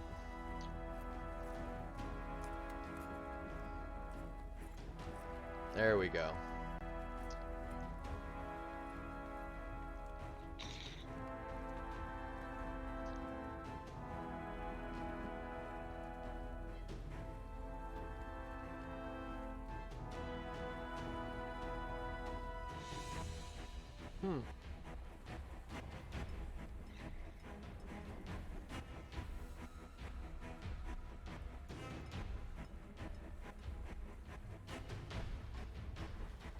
Roll 20 is being extra weird.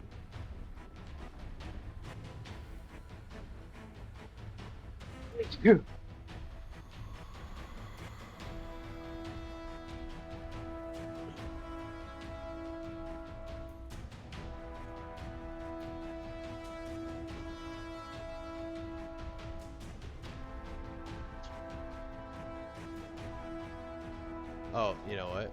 No, that's not it. Well, you just moved everything on my screen for a second. Yeah, I just accidentally moved everything, huh? Oh, it's because I didn't put them where I wanted them. Alright. Fix myself real quick. Where I was standing.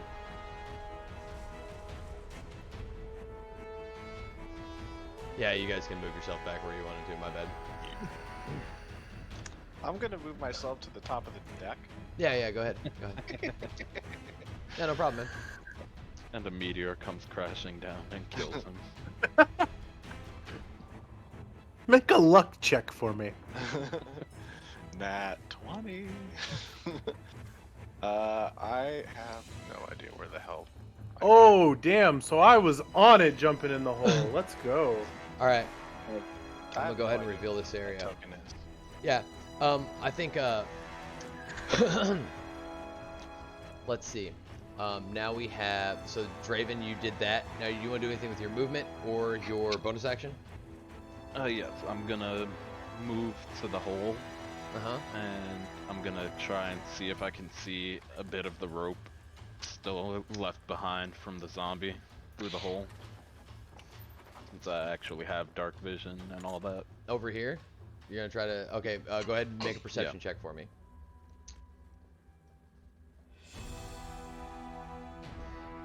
If I'm not completely blind. 14. You can see, as you were like over here and the light shined, you saw the rope running over to the back part of the ship where you were at. You run over and you look inside there and you see Eobard, like kind of standing on the edge of this thing. He has his hands ready, poised for an attack. Kind of his eyes are squinted from the salt water and everything. And you see the rope go down into another, into this other hole right here, right? Where Eobard is like standing beside. And you kind of see a bit of shimmering from some of the, like, the blue silvery wisps of Darius's hair kind of disappearing a little bit into that hole there. Alright, so I'm gonna splash into the water and point at the hole to Let's see, if how try far and did, get Eobard's attention. how far did we move here? Fucking slap me, That's dude. 30. I'll- Wait, where were you at? I was on the edge of the grate right here. Edge of the grate? Yeah. That's 25, and then it would be, yeah, you would just be kind of right into the water. So I'm splashing at the top of the water Yeah. to get Eobard's attention pointing Yeah. down. Maybe just like, you know, you're in it, but it's like 10 Yeah. foot from floor to ceiling. So you're like the first 5 foot half now as we're moving into like a different kind of space. Yeah. All right. Let's see. Soup, you said, what was our cutoff again? 11? Yes, please. 11. Okay, no problem. All right, guys. We got about 40 more minutes of finishing this story up for this scene. Or for this part of our encounter. So you can see where he went. Darius, what do you do, man? It's darkness. You can feel yourself being pulled away from your friends. They're close. I am going to shocking grasp the hell out of this motherfucker. All right.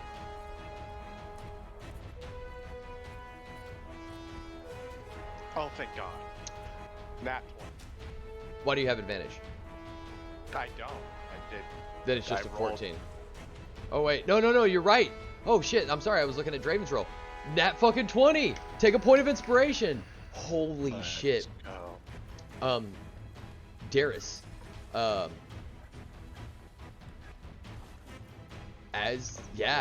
want you to tell, okay, before damage, before everything, what happens? Nat 20. What happens in this dramatic moment? So, he was trying to tongue me, and I'm not okay with that. So my hand is going right on his face and just zap. And like as it zaps, right, the lightning kind of crackles, lights up the darkness a little bit, and like one of those little cartoon things where he gets zapped and like you can see the bones underneath. Is kind of what happens. And then I would like to use free or object interaction to like take one of my daggers and cut the rope around me and like try and swim out. That'll be an attack. That will be an attack on the rope, but it's like a DC of almost next to nothing. You have to deal so minimal damage to it. But oh wait, never mind. You've rolled a nat 20. Yeah, you cut the rope. You shocking grasp him, dealing how much damage? Like low ball is all hell. It was 3. 3 whole damage to him. All right, great.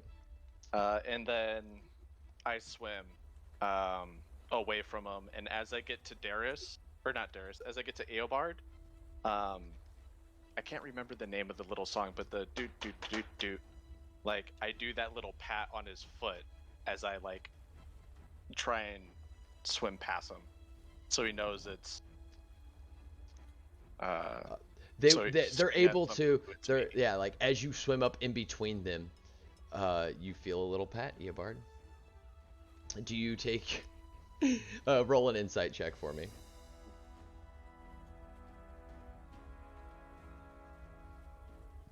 And see if you're the one who kills him. Oh, thank No, God. you feel Darius's hand on your shoulder behind you, moving up past you. Okay, so you can go 15 feet. Yes. How far are you 20. swimming? Well, because I've got 35 movement, so I don't know how you want to run it. 17 and a half. Yep. I'll roll in your favor in this moment. You rolled a nat 20. I'll roll in your favor. Yeah. So I'm going to put myself kind of sandwiched between Draven and Eobard, and let Eobard kind of know that it's me. So As we I- recognize that he just came out of the hole underneath us, right? Yes. Okay. Yeah. The zombie is going to reach out and attack you, Soup. The zombie's dead. Yeah, the Isn't that one- zombies. isn't Oh, it, no, the zombie's Draven? dead. That's right. Sorry, let me remove him from initiative order. Yeah, you got to put Ghoulie Boy back up there. Oh, he's on there. So Not on Nolan, mine. it's your turn. Okay.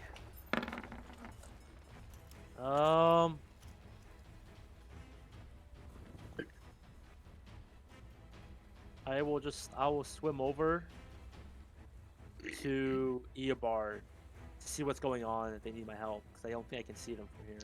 I won't know what's going on. Let's see. What's your movement speed? Movement speed is 35. I'm gonna say this. We're going to move out of combat, as you're not actively being attacked by anything currently. Okay.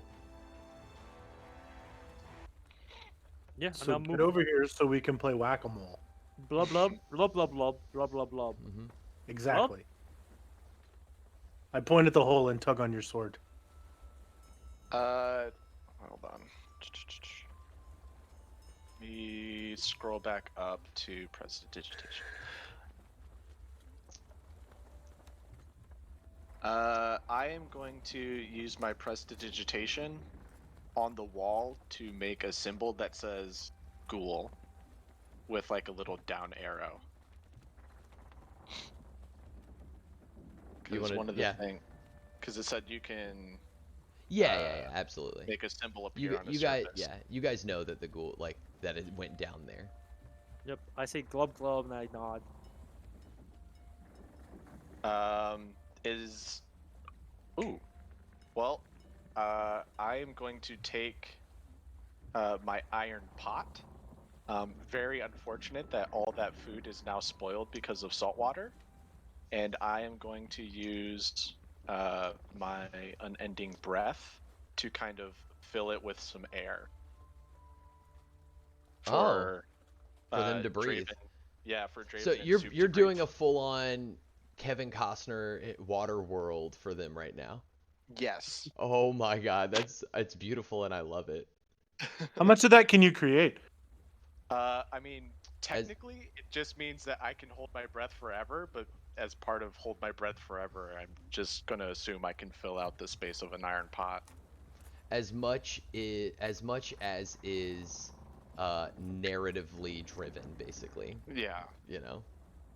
like nothing overly excessive, but Well, me, I'm hanging at the top of the water with one hand on the boards to make sure I don't sink any further than I need to. well, so an iron pot has uh, 1/5 cubic foot of air, so that's how much air's in, like a couple breaths. But I can cycle that air out. So that would Again, be better for as much as Ava like if needed. narratively driven, you know. Yeah. So, that way you guys can kind of sort of breathe. I'm just Like- gonna start pointing up to the surface so we can get out of here before it comes back and drags any of us back down. Well, while I'm sitting right here, I want to kick the shit out of that barrel next to Zabul and see if I can break it. The crate. Underwater kick. I'm a hippo. I think I can stomp efficiently. You kick what now? I want to stomp on the crate next to Zabolin. All right. You kick your foot into it. Did it break? Yeah. Yeah, it totally breaks. Is there anything in it? I'm about to tell you if there's anything in it or not. Let me look it up.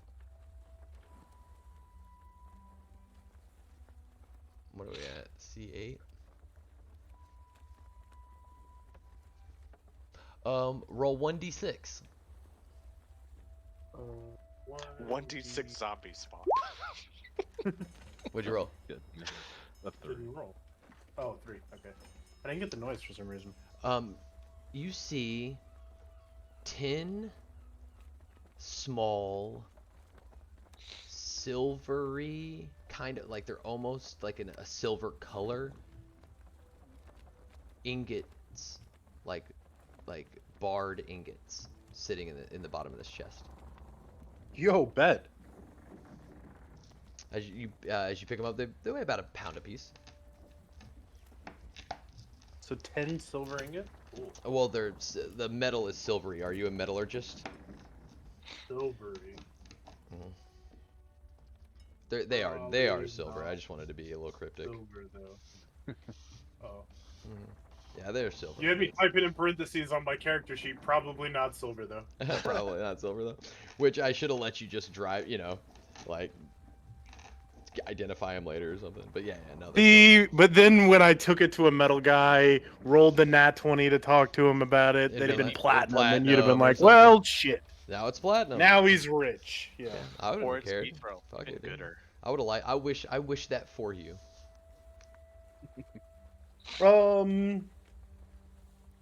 I would like to surface and kind of pull everybody up so we can talk for a second. It's gonna be one of those tight moments where all of our heads are in this little hole, but Oh, everybody no, can squeeze in. My body. I'ma is clamber going to out. be- Yeah.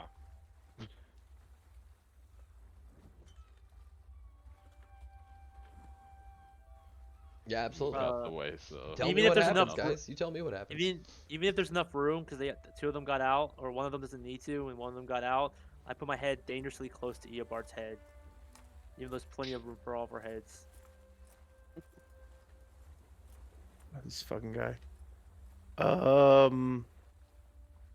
thought I had a plan. I'm less happy with my plan. What all swords do you have on you? I have a dagger, a rapier, a saber, and a longbow, and a couple of hats and pants and shirts. I love Do you that have a this short sword? I love that this conversation's happening with like 3 inches away from Underwater. each other's face. No, at the top of the water, 3 inches away from each other's face. Oh Yeah. yeah. Like you're in a I'm pool. literally. Like you're in a Our pool noses are talking to each touching. other. You know. So Yeah, our do noses any are- of these are any of those simple? I think my dagger. Daggers are simple weapons. Yeah. Short sword are simple weapons. And you said you don't have a short sword, or you do? I have a dagger. That's it. If you Okay. need a dagger, I can hand you one. I just wanted something I can attack efficiently with here in There this you water go. because I can't Take- swing my meteor Take a hammer. dagger. Okay. I take his dagger. I am can give going. you two. Dagger's gonna do the same damage that your fists and feet do. Correct. Yeah, let's go with that until I infuse the fuck out of him. I want to come over to this door and put my ear to it and see if I can hear anything on the other side. Make a perception check. Actually, you know what? I come all the way up out of the water, grab Zabolin by his shoulder, and pull him out. Does anybody see any chains? We've got rigging. Even being proficient, I'm still only a 6. What's rigging? That's hilarious. Like You roll a ropes nat and 1. Yeah, you can't hear Blocking anything. tackles. Water in your ears. Makes sense. Yeah, it's the helmet. You know, it's the way There's- the helmet lays against your head. What is rigging? Like rope, block and tackle. Like the stuff that makes the sails open. Okay, find me. Let's find some of the sturdiest rope we can get. I got an idea. I mean, I have my own hempen rope. Yeah, but is That's it 50 strong? feet. It's probably not rotted like the rope on the deck of the ship. Okay, I got you. Then let's run with that. Here's my plan. I'm gonna go down in the water with one of you that can see in the water or see in the dark on my back to try and guide me, like Ratatouille style. We're gonna wrap this rope around this fucker's throat, and the other two that are standing outside of the water are gonna try and yeet him out. Or I could create a minor illusion and bait him out. That's a cool idea too. That is. That sounds Um, safer. A lot safer. Because I don't want to go back down in there, and we've yet to explore the crow's nest. I would like to explore the crow's nest.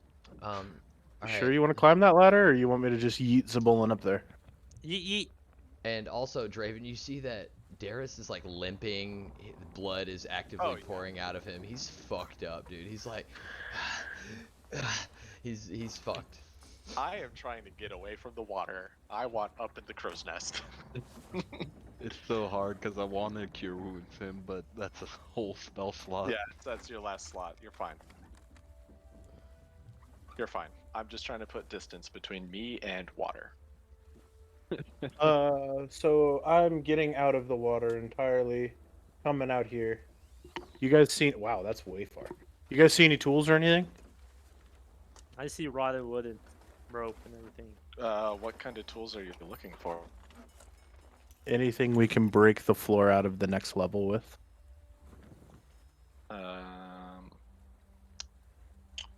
Don't you have a crowbar as part of your Dungeoneer's kit?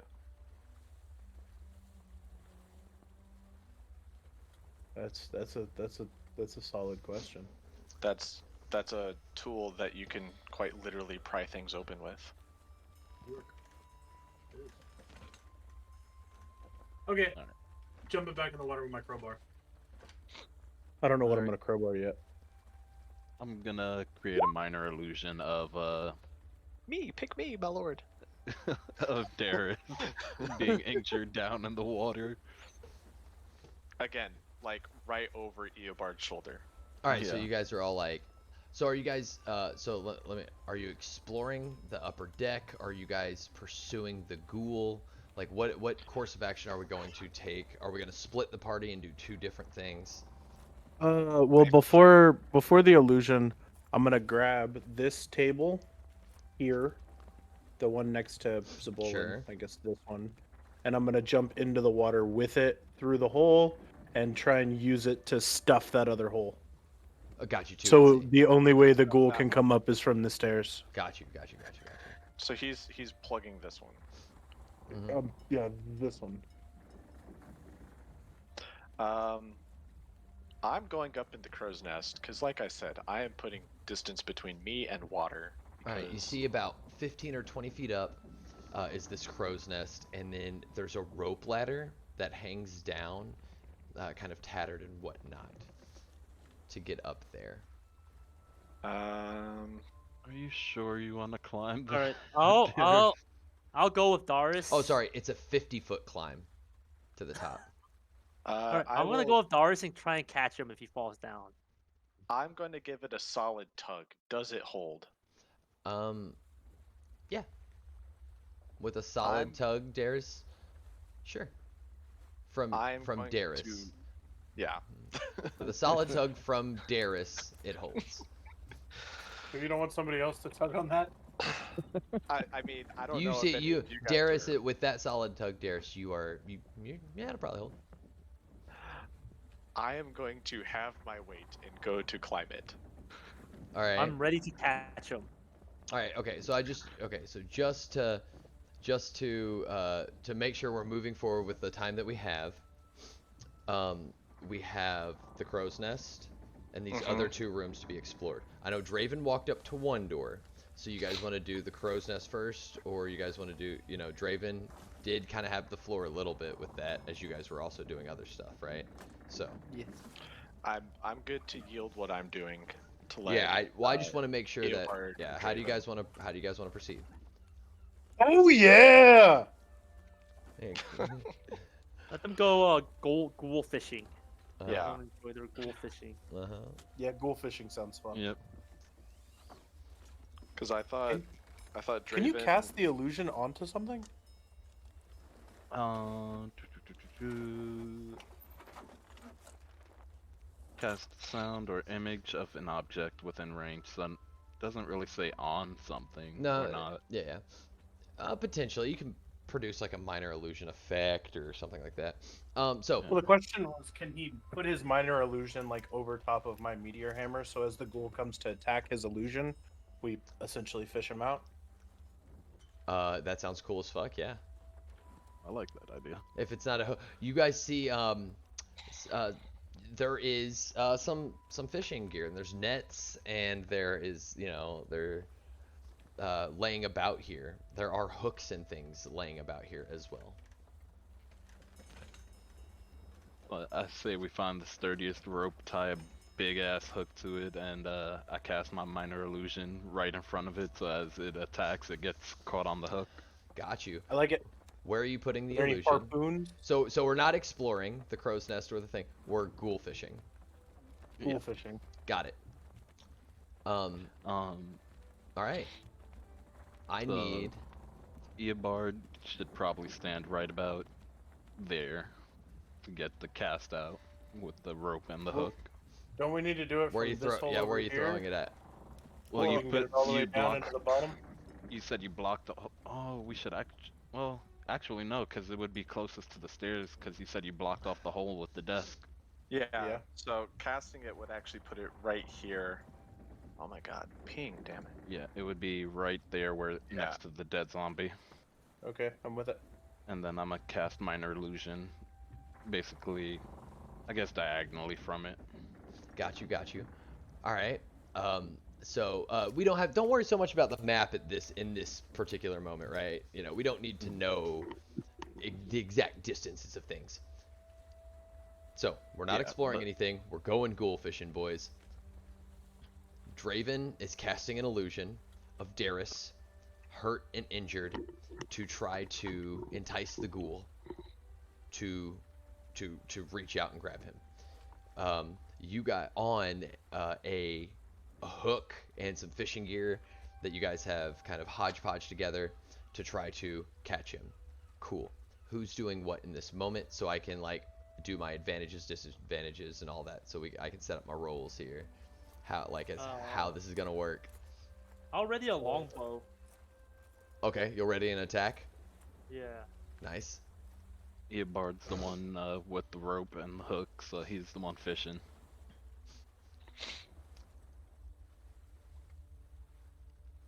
And obviously, I'm sitting here prepping the cantrip. Okay. My- And Darius. Uh, hmm. Well, I guess I can prep Mind Sliver as a Okay. cantrip. Nice. Order of operations. Mind Sliver gives disadvantage, right? Hold on. So, I would also like to attach a rope to my arrow. That's just an extra Hey, little good night, thing. Spio. Thank you for the luck. I think they Night, might need it. Spio. Good night. oh damn! I did it again. And I'm such a freaking stooge. But yeah, I would like to attach a rope to the end of my arrow. Just as a Like little like extra like fishing. spear fishing or like bow Yeah. fishing, like you're bow fishing. Yeah. Okay. Yep. Great. It's subtracted D4 from saving throw. From a saving throw. Okay. Cool. All right.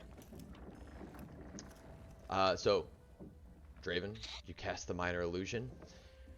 I need you to roll a deception check.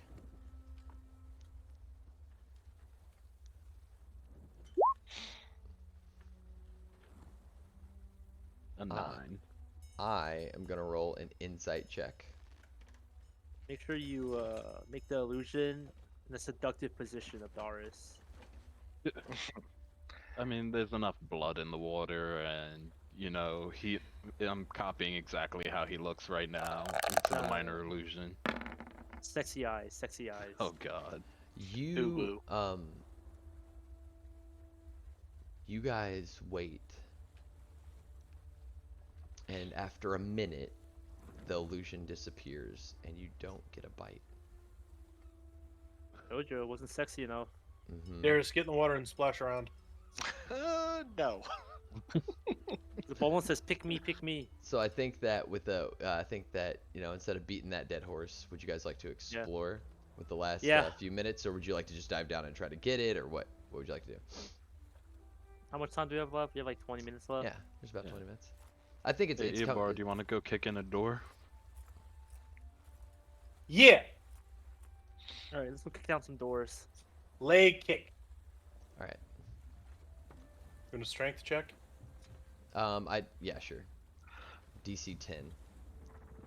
Big. When he fails, I want to do it. Okay. Big. I like how it's when he failed. 19. 19. Ooh, he almost did fail. If he didn't have that advantage, right? It's always the advantage. He never actually hits it on the first one. This is fact. What you see here are the crew quarters. 6 double bunks line the edges of this cabin. Personal effects are strewn about the room and faded.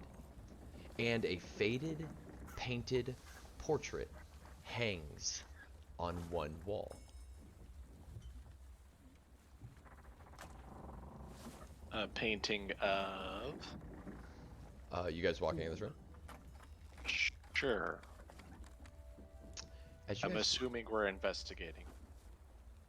Are you? Yeah, sure. You guys, what are you doing? You tell me. I thought Eobard going first. Same. Okay, I go in. Fuck it. Um, Just a room. Nothing in here.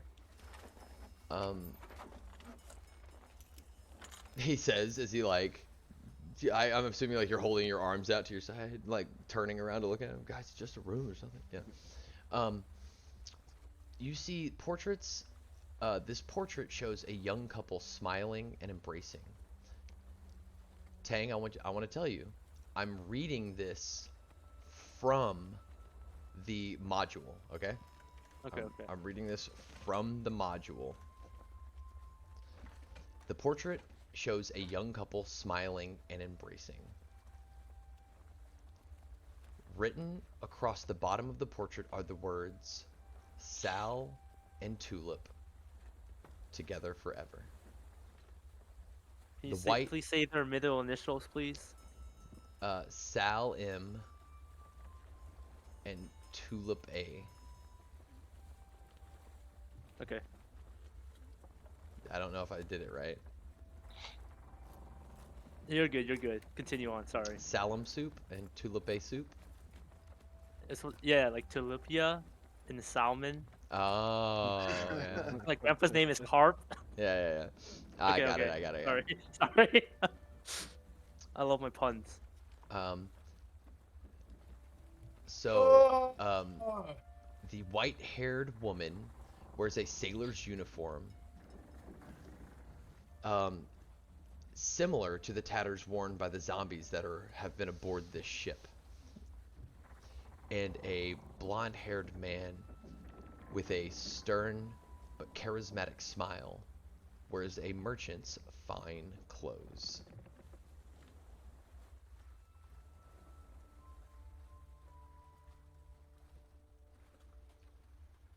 I want to start turning over beds, seeing if I can find anything cool.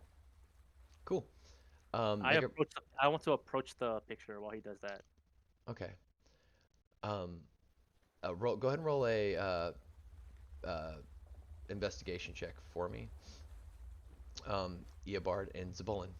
You walk up to this portrait, and you immediately recognize it to be one that would sit on your mantle at your grandfather's house. This is a picture of your mother and father.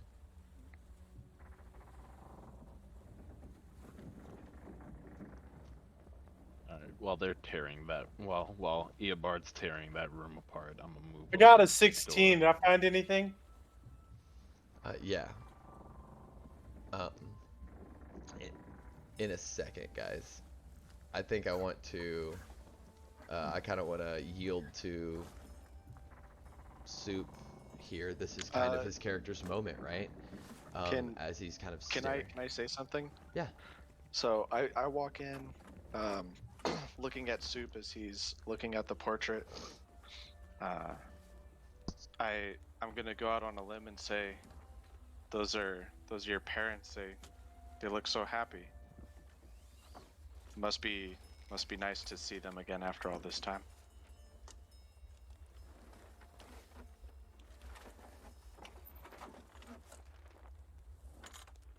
Okay. And then a pillow hits the portrait. It goes right through the portrait. No, Oh, not through, just hits it. I'm just kidding. I take the portrait down Okay.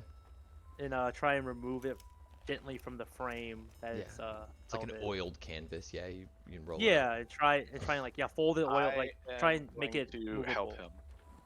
Okay. Yeah, absolutely. Yeah. I snap at Darius. Don't touch them. Kind of give a little growl, you know. I'm just trying to help you. Sorry, I don't mean to offend. I know this means a lot to you, and I want to make sure that it's saved appropriately. Pretty boy I'm probably going has to the most pull experience with out one of scrolls. my scroll cases and open it up.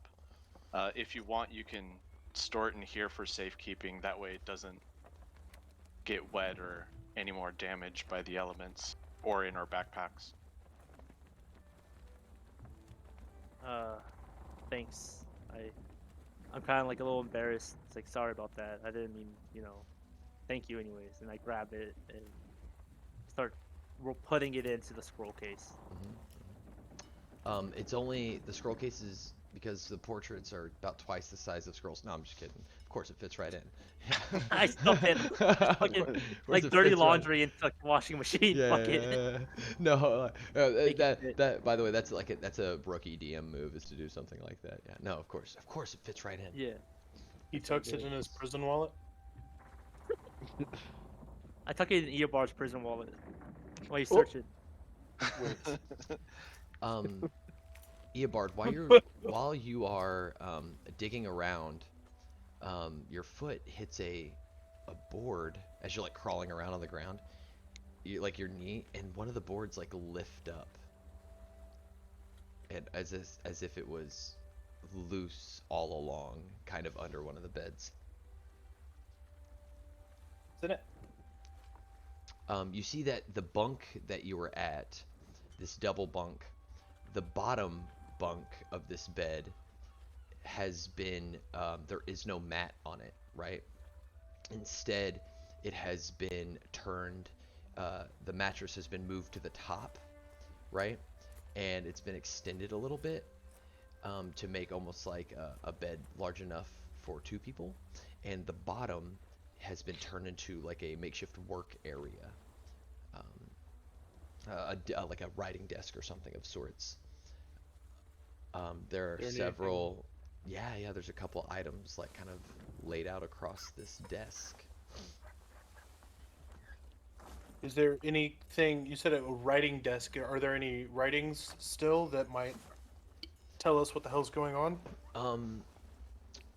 No, all the paper, as you kind of look through it, the paper seems to be faded and worn and weathered away at this point.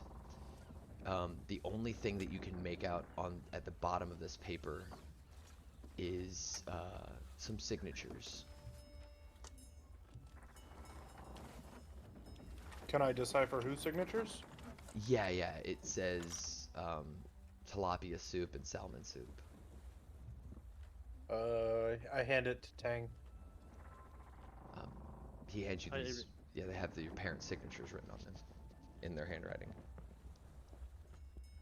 Are they legible? Just the handwriting.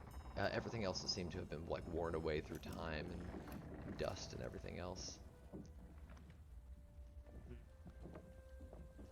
I thank you, Bard, for the memento, and I put it in a scroll case as well. I just throw everything together for safekeeping, Yeah. so I can examine them at a later date. Yeah, and if there's anything else, is there any other items on this desk? You tell me anything that might be sentimental, if something mundane might seem special in this A moment. picture of me. Yeah, I was gonna say like a broken pocket watch that had. Yeah, a picture. A compass. It's gonna be my dad's compass rose. Mhm. That just has a picture of me.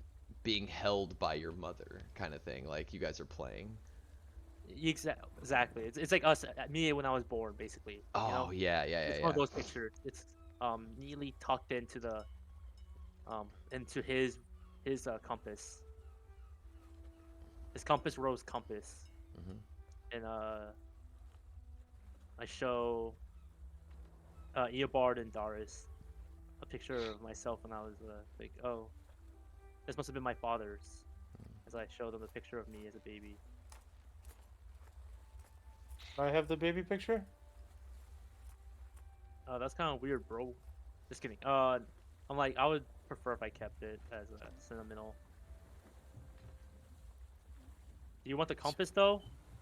No, I don't want the compass. I want the baby picture. It's okay. I'll take it off your cold dead body.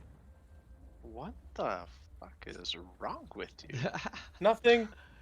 Life can only be so sentimental for so long. I ignore him. That's one of those. Y'all are both like, what? And I'm like, huh? Huh? What? Oh, So one of the boards, as you're looking down there, you know, he finds that, and you notice that one of the boards are loose underneath this writing desk.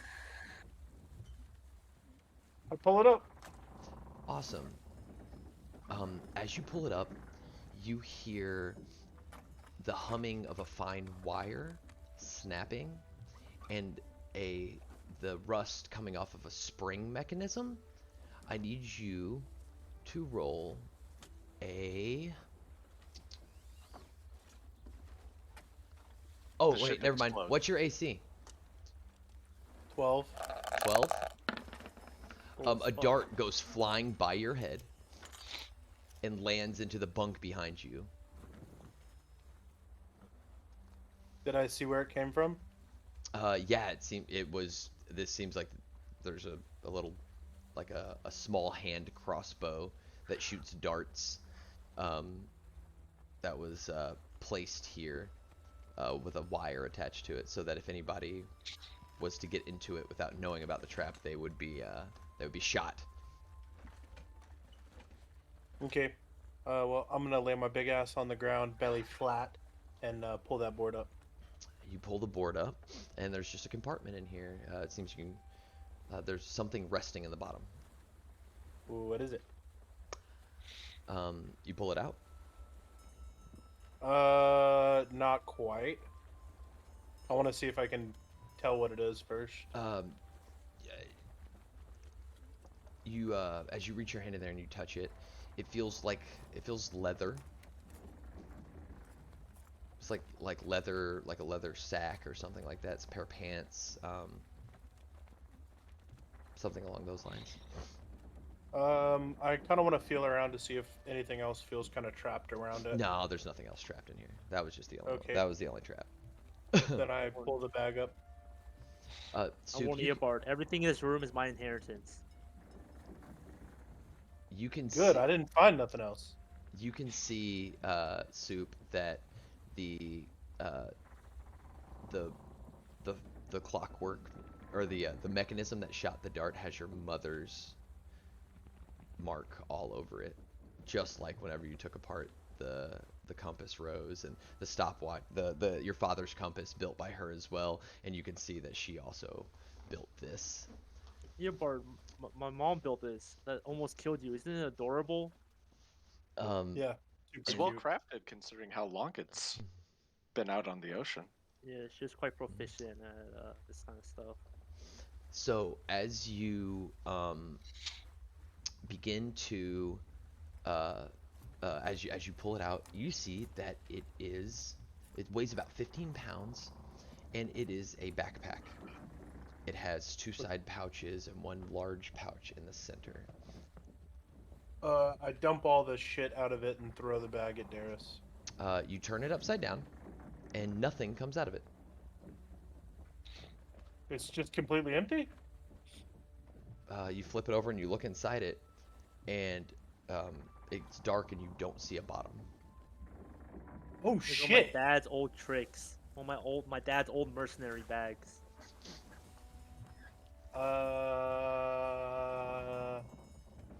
Darius, what is this?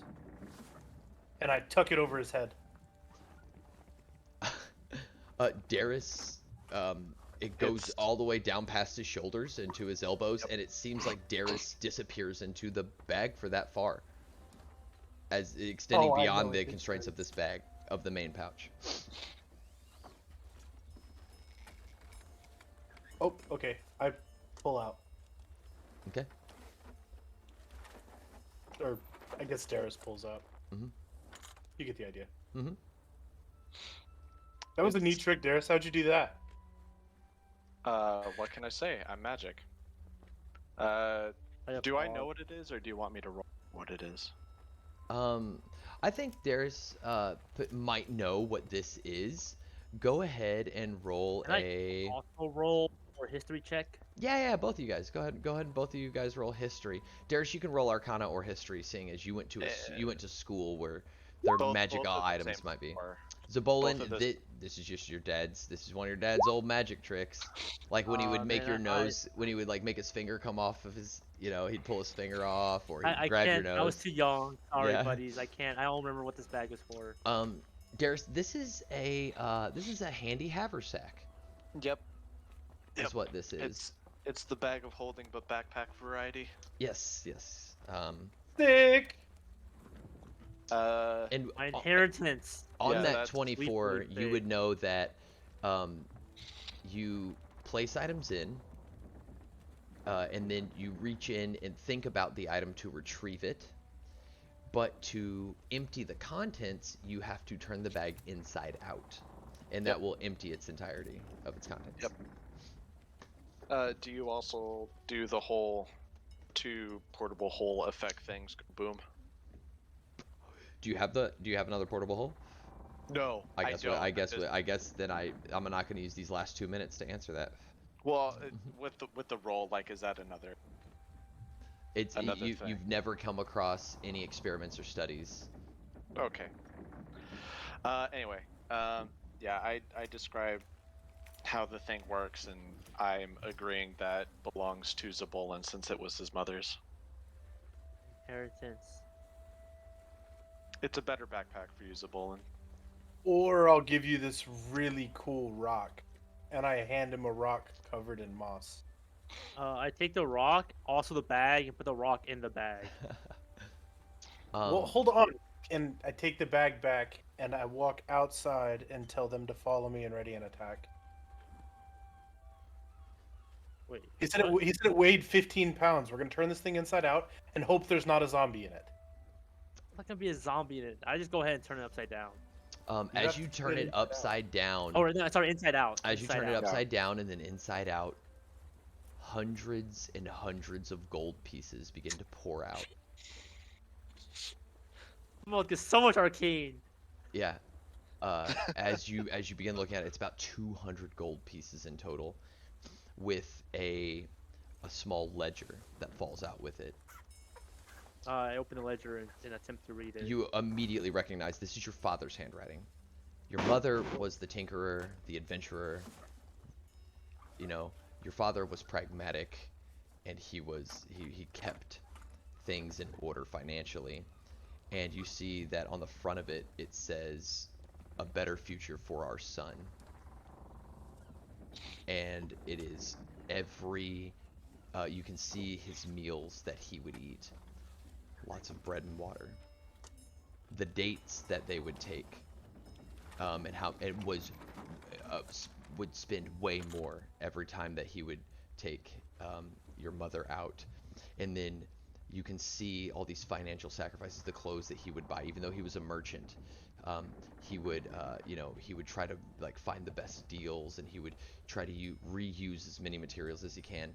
And you could see that this was 200 gold pieces that he himself had saved from their adventures together, and so that you could do whatever you wanted when they got back, and they would never have to go out again.